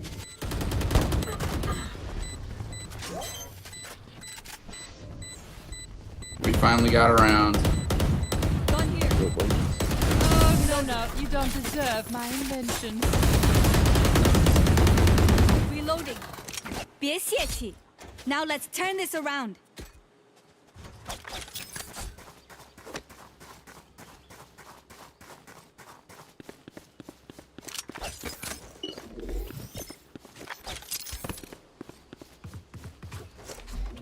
Watch them go A again Sentry. because they lost a round. Yep, I'm marching A. I'll come A with you. This is not a drill. Clove and Neon got B. And Okay, I use guess that's this. C.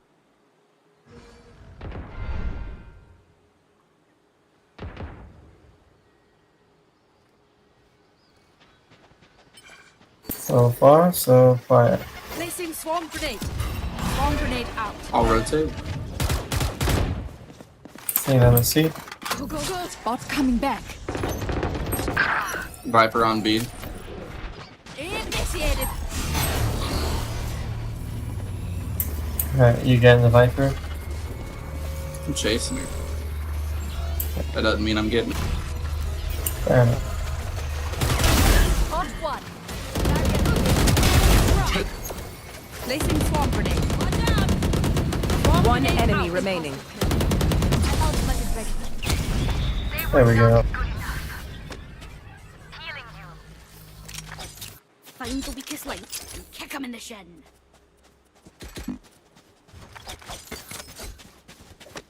I'm out of here.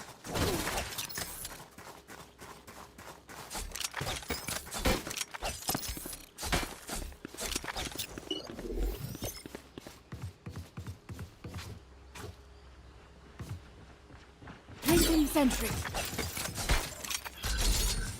I see a heart. Actually, I'm sleepy.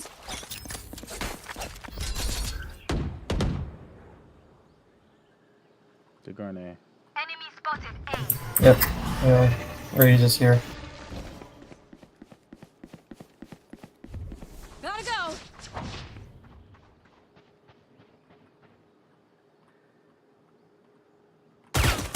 I want to eat. Oh, Dick, one's missed. Smart A move. tree.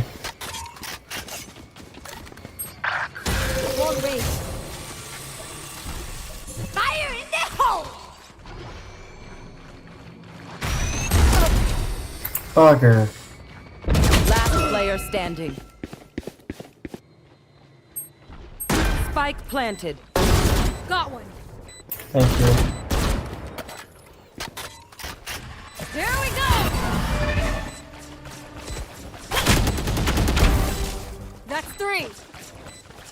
One enemy remaining. 4 down.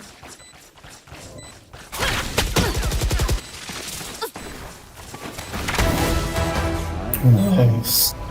Fucking ace. You're good. You have a big day. Ace. Crazy. All done. Please don't hug me. Not a step wrong, Neon.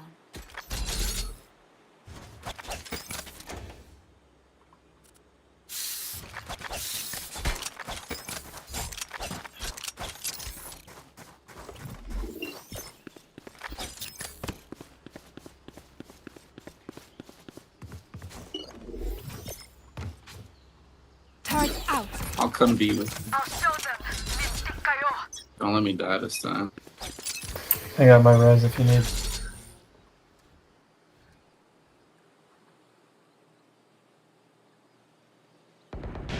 Many enemies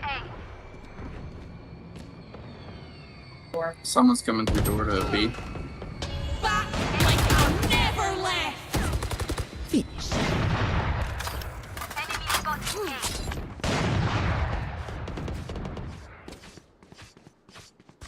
A. Hey, tree.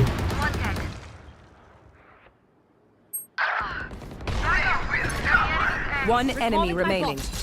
Spike down A. Nice. I wasted my ult, but it's okay. I'm not gonna That's cry. alright. I might cry. Stay alive. I want their life, not yours. Misclick, misclick.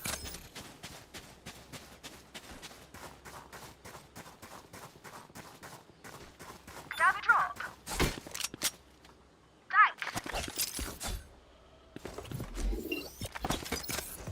Thank you. Placing sentry. Placing swarm grenade. Alarm bot out. Enemy spotted A. B. Hi! Piss! Placing swarm grenade. Reload. Swarm grenade. Spike down B. Face your fear!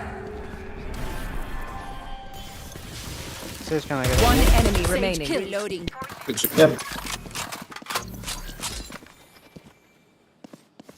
Recalling my bot. Spike's here. Spike's on B. Out of charges.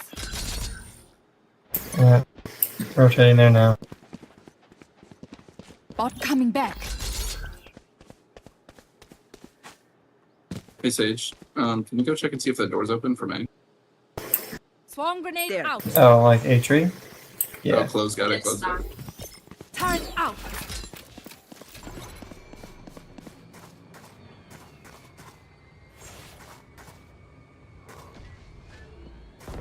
Flawless. Nice. Once more into battle. I'm not tired. Are you?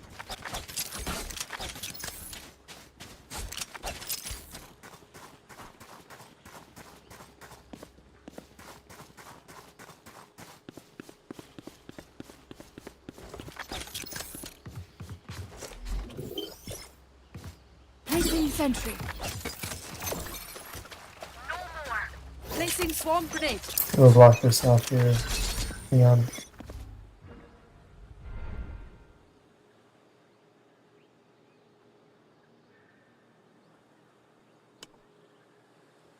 Yeah, my bad. Raise is here. Return to dust. It's 9. Enemy spotted A. Bot coming back. Neon and B. Placing swarm Sage and grenade. raise A. Swarm grenade out. They split. You will not kill my allies. Swarm grenade Spike out. down A. Spike A. Found them. Spike's here.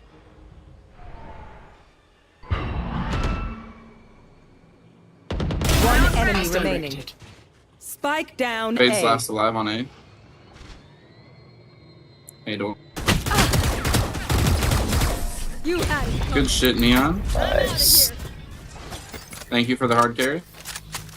Last round before the switch. No point saving. Buy it all.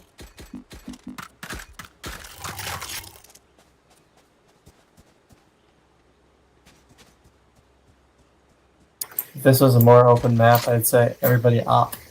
That'd just be funny. But it's Everybody close Odin. quarters. Yeah. Yeah, something like that. If, Keep it cool. That's how you if we survive. get up in the next few rounds, Go, go, go. everybody can Odin. Just to be a bitch. Yeah, especially if we get it overtime. Total pick me. Placing swarm grenade. Viper Viper's cross on on A. over. Placing Yep. sentry.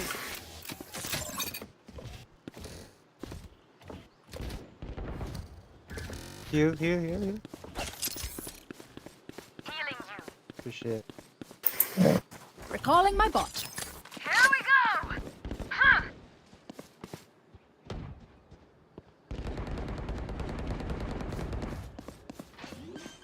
On C. Coming to C. Spike planted. Planted at C.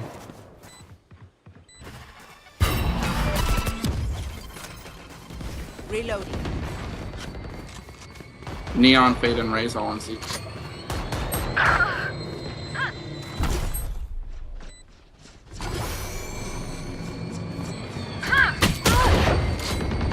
One enemy remaining.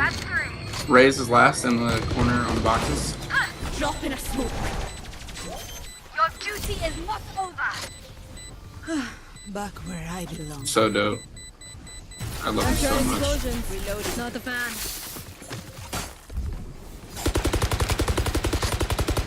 Switching sides. Look your enemy in the eye. It helps with accuracy. Who wants the spike?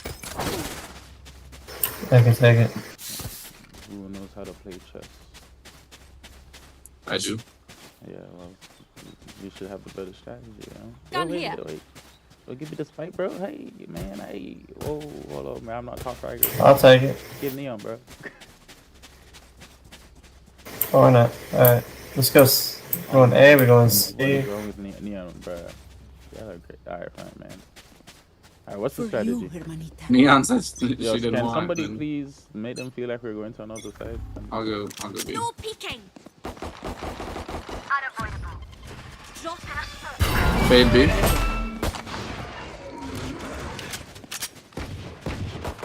Enemy spotted. Bye-bye.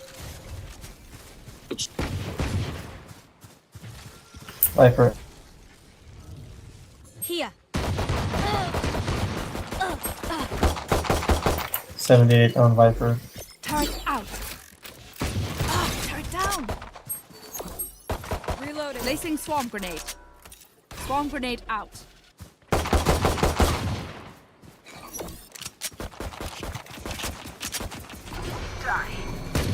One enemy remaining. Impeccable kill. Reloading. Reloading.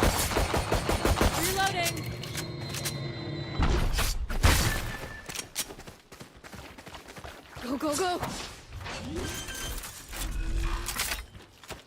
Up. Spikes down. Placing swarm grenade. Placing alarm bot.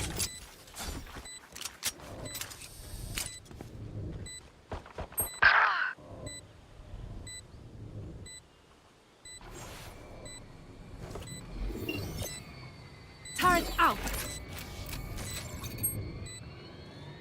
Didn't come through the door. It's already won, bro. I got the setups and everything. 8-hit. They're all Nice. dead?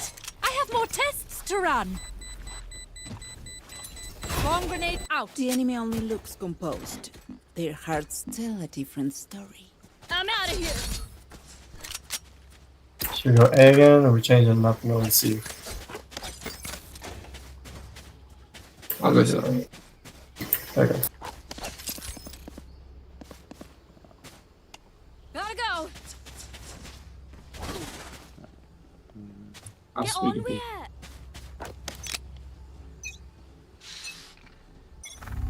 Dropping smokes. Message sent. Many enemies A. See anybody up there, Sage? Nope. Let's roll. Enemy A.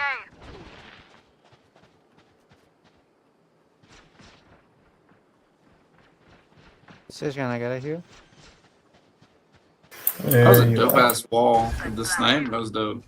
Thanks, man. I love See playing that. Sage. I got so many fun off angles.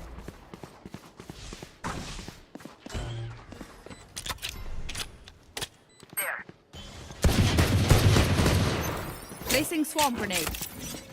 Swarm grenade out. Go on my mark.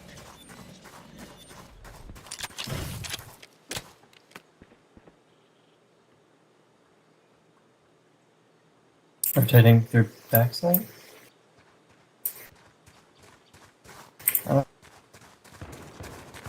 One enemy remaining. Good shit. Team Ace. Nice. I'm the last thing they'll see before they die. Lucky them.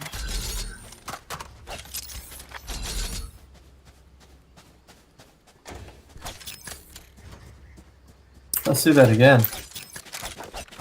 At least now I get a gun and not a pistol. That's good.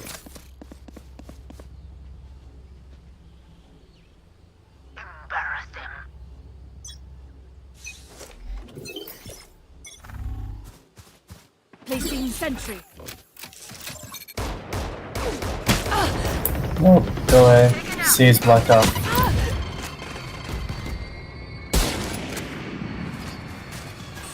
How's it going over there, guys? Turret down.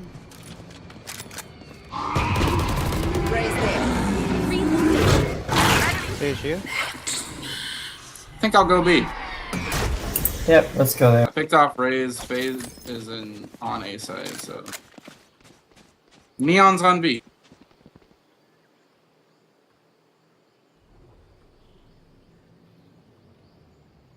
Rotate to C, let's go.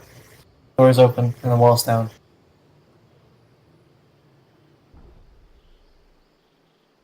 Okay.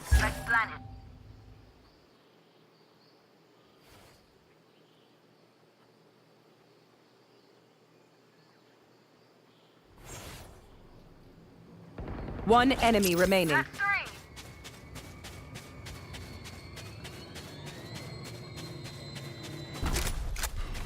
On me. Healing you. Coming up behind. Turret out. Placing Oh, swarm grenade. she shot me in my face. Where You is should she? be able to just run away. Yeah. Watch out though, Ember. Bot coming back. Run.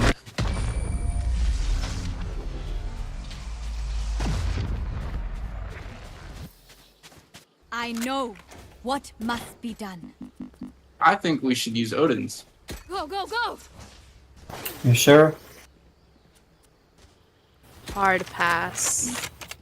I mean, we all have the money and we all could just troll them with that. It'd be really fun. Let's save it until the last round. Yeah. Let's not be too toxic and then lose. Yeah. I'm out of here. Dropping a smoke. Placing sentry.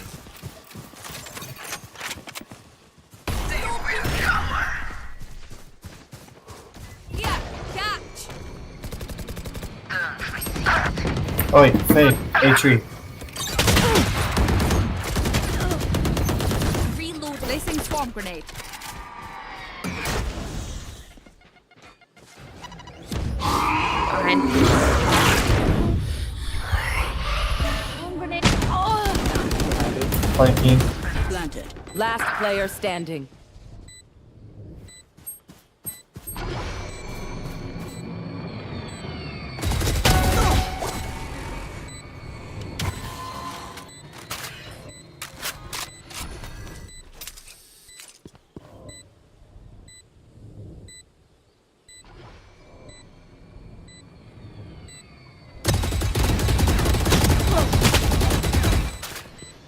What the fuck? Don't spray. Just one quick 1 second, 2 seconds bursts. I wasn't okay. spraying, I was tapping.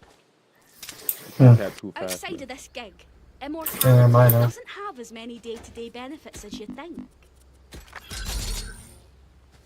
Go, go, go! Yep, unfortunately I did buy Odin last game. Gotta go!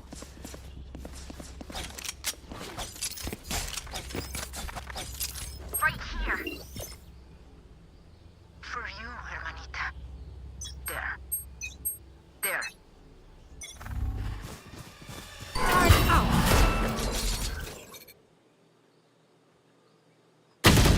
Oh shoot. Oh, that guy's in a good position. Alright, they're pretty much the Face your fear! I threw them at A. A tree. Enemy spotted. B.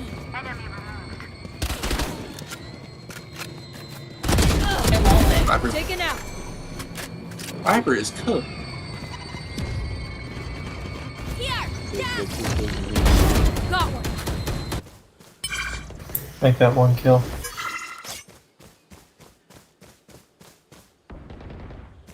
Enemy spotted C. One enemy remaining.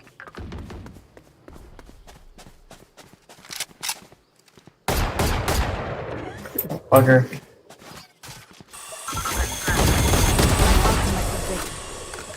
Do not fight Uh-huh. us. Got it. Aye, where to? Go, go, go!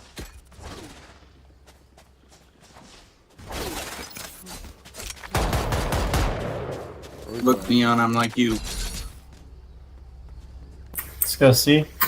Or A. They're always at A, so I know there's gonna be people at A. Yeah. Roll for Let's initiative. yeah, go C and B. Alright. There are gonna be people rotating from A for sure. Dropping smokes. Got my res ready. Hi! I'm dead! Successful.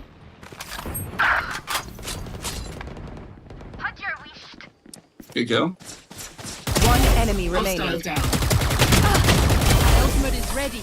God damn. The heck? Sage, the shite. It's Odin time, baby. Man, what I tell you, man? Yeah. I'm reading them movements. Bro. Match Just point.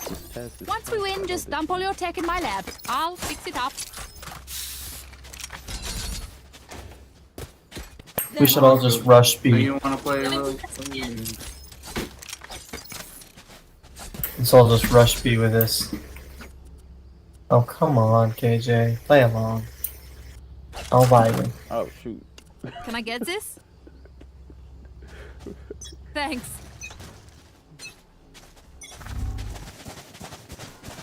Dropping smokes. Yeah.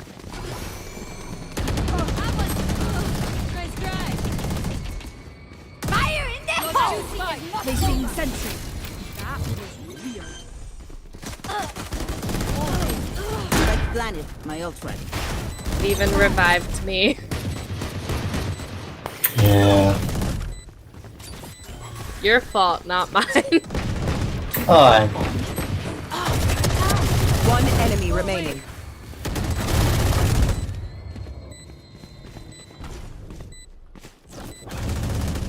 Enemy, take this! And Attackers win. for their sake, I'm glad it's over. That was abuse. GG's.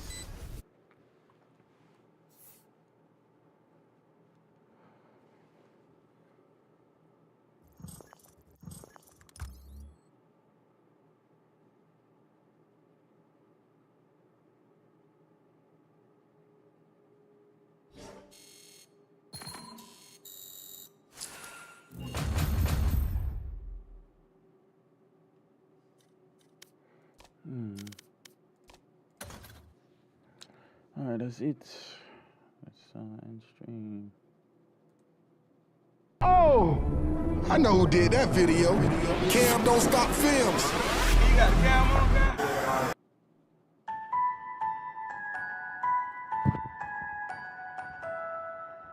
Alright, I don't know if there's anybody in stream, but